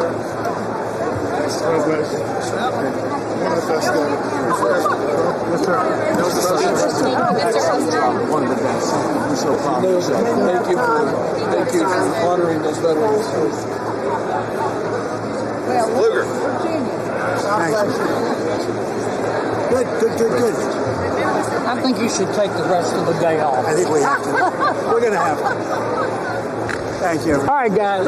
You killed it. Thank you, Virginia. What a great Thank you. It was amazing. It really was. Home run. Really a grand slam. Grand slam. America loves you. Thank you. It was amazing. America loves you. Oh, look at this guy. I like that guy. I want that guy. Give me that time. Thank you. Hey, take that. Put it down. Initial. Just an initial. Thank you, Bob. I like that time. Amazing. Thank you. Thank you, everybody. Mr. President, outstanding speech, sir. Mr. President. He will. He's getting them all. Thanks for mentioning. He did good. They love the insider trading stuff. How's he doing? He's a youngster. He fell asleep a couple times. You did amazing. You really did. Great speech. Proud of you. Great job, Mr. President. Thanks for your leadership. Mr. President, well done. God bless you. God bless you, sir. Thank you so much. No best speech yet. Fantastic. That's a big statement coming from you guys. Great job. Great job. Yes, sir. Love the finish. I'm the ambassador. Home run here. I want to see you sometime. Great job. Thank you, everybody. Great job. Great. Thank you. Thank you, everybody. That was the best speech. No, thank you very much. Really, the best ever? That's a nice coming from you. That's a big statement. It's also the longest. Great job, Congratulations. Also the longest president. Thank you so much. Take care. Thank you. Still need to talk to you. Congratulations, Mr. President. Thank you. That's great. That's great. Thank you, sir.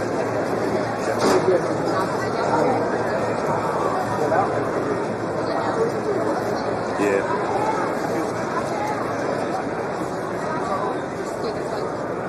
Can we go out?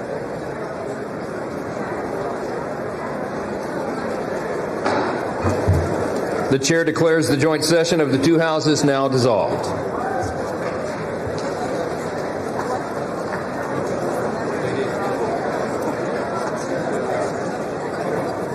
All right, buddy.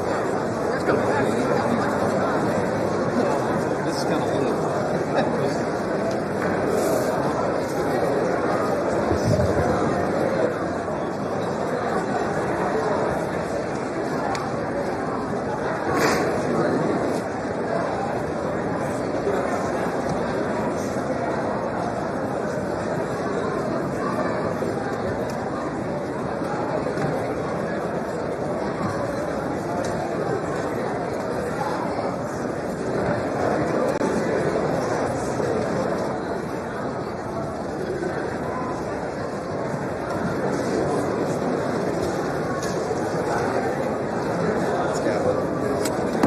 The House will come to order. For what purpose does the gentleman from Louisiana seek recognition? Mr. Speaker, I move that the message of the President be referred to the Committee of the Whole on the State of the Union and Foreign Affairs. Without objection. Does the gentleman from Louisiana have a motion? Mr. Speaker, I also move that the House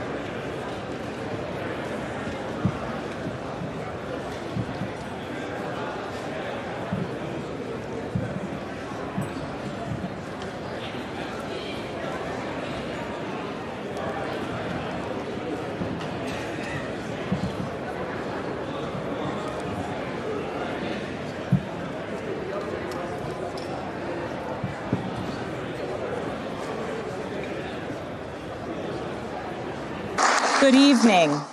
Good evening and welcome to historic Williamsburg. We are gathered here in the chambers of the House of Burgesses. In 1705, the people of the Virginia colony gathered here to take on the extraordinary task of governing themselves. Before there was a Declaration of Independence, a Constitution, or a Bill of Rights, there were people in this room. The people who served here ultimately dreamed of what a new nation, unlike anything the world had ever seen, could be. The United States was founded on the idea that ordinary people could reject the unacceptable excesses of poor leadership, band together to demand better of their government, and create a nation that would be an example.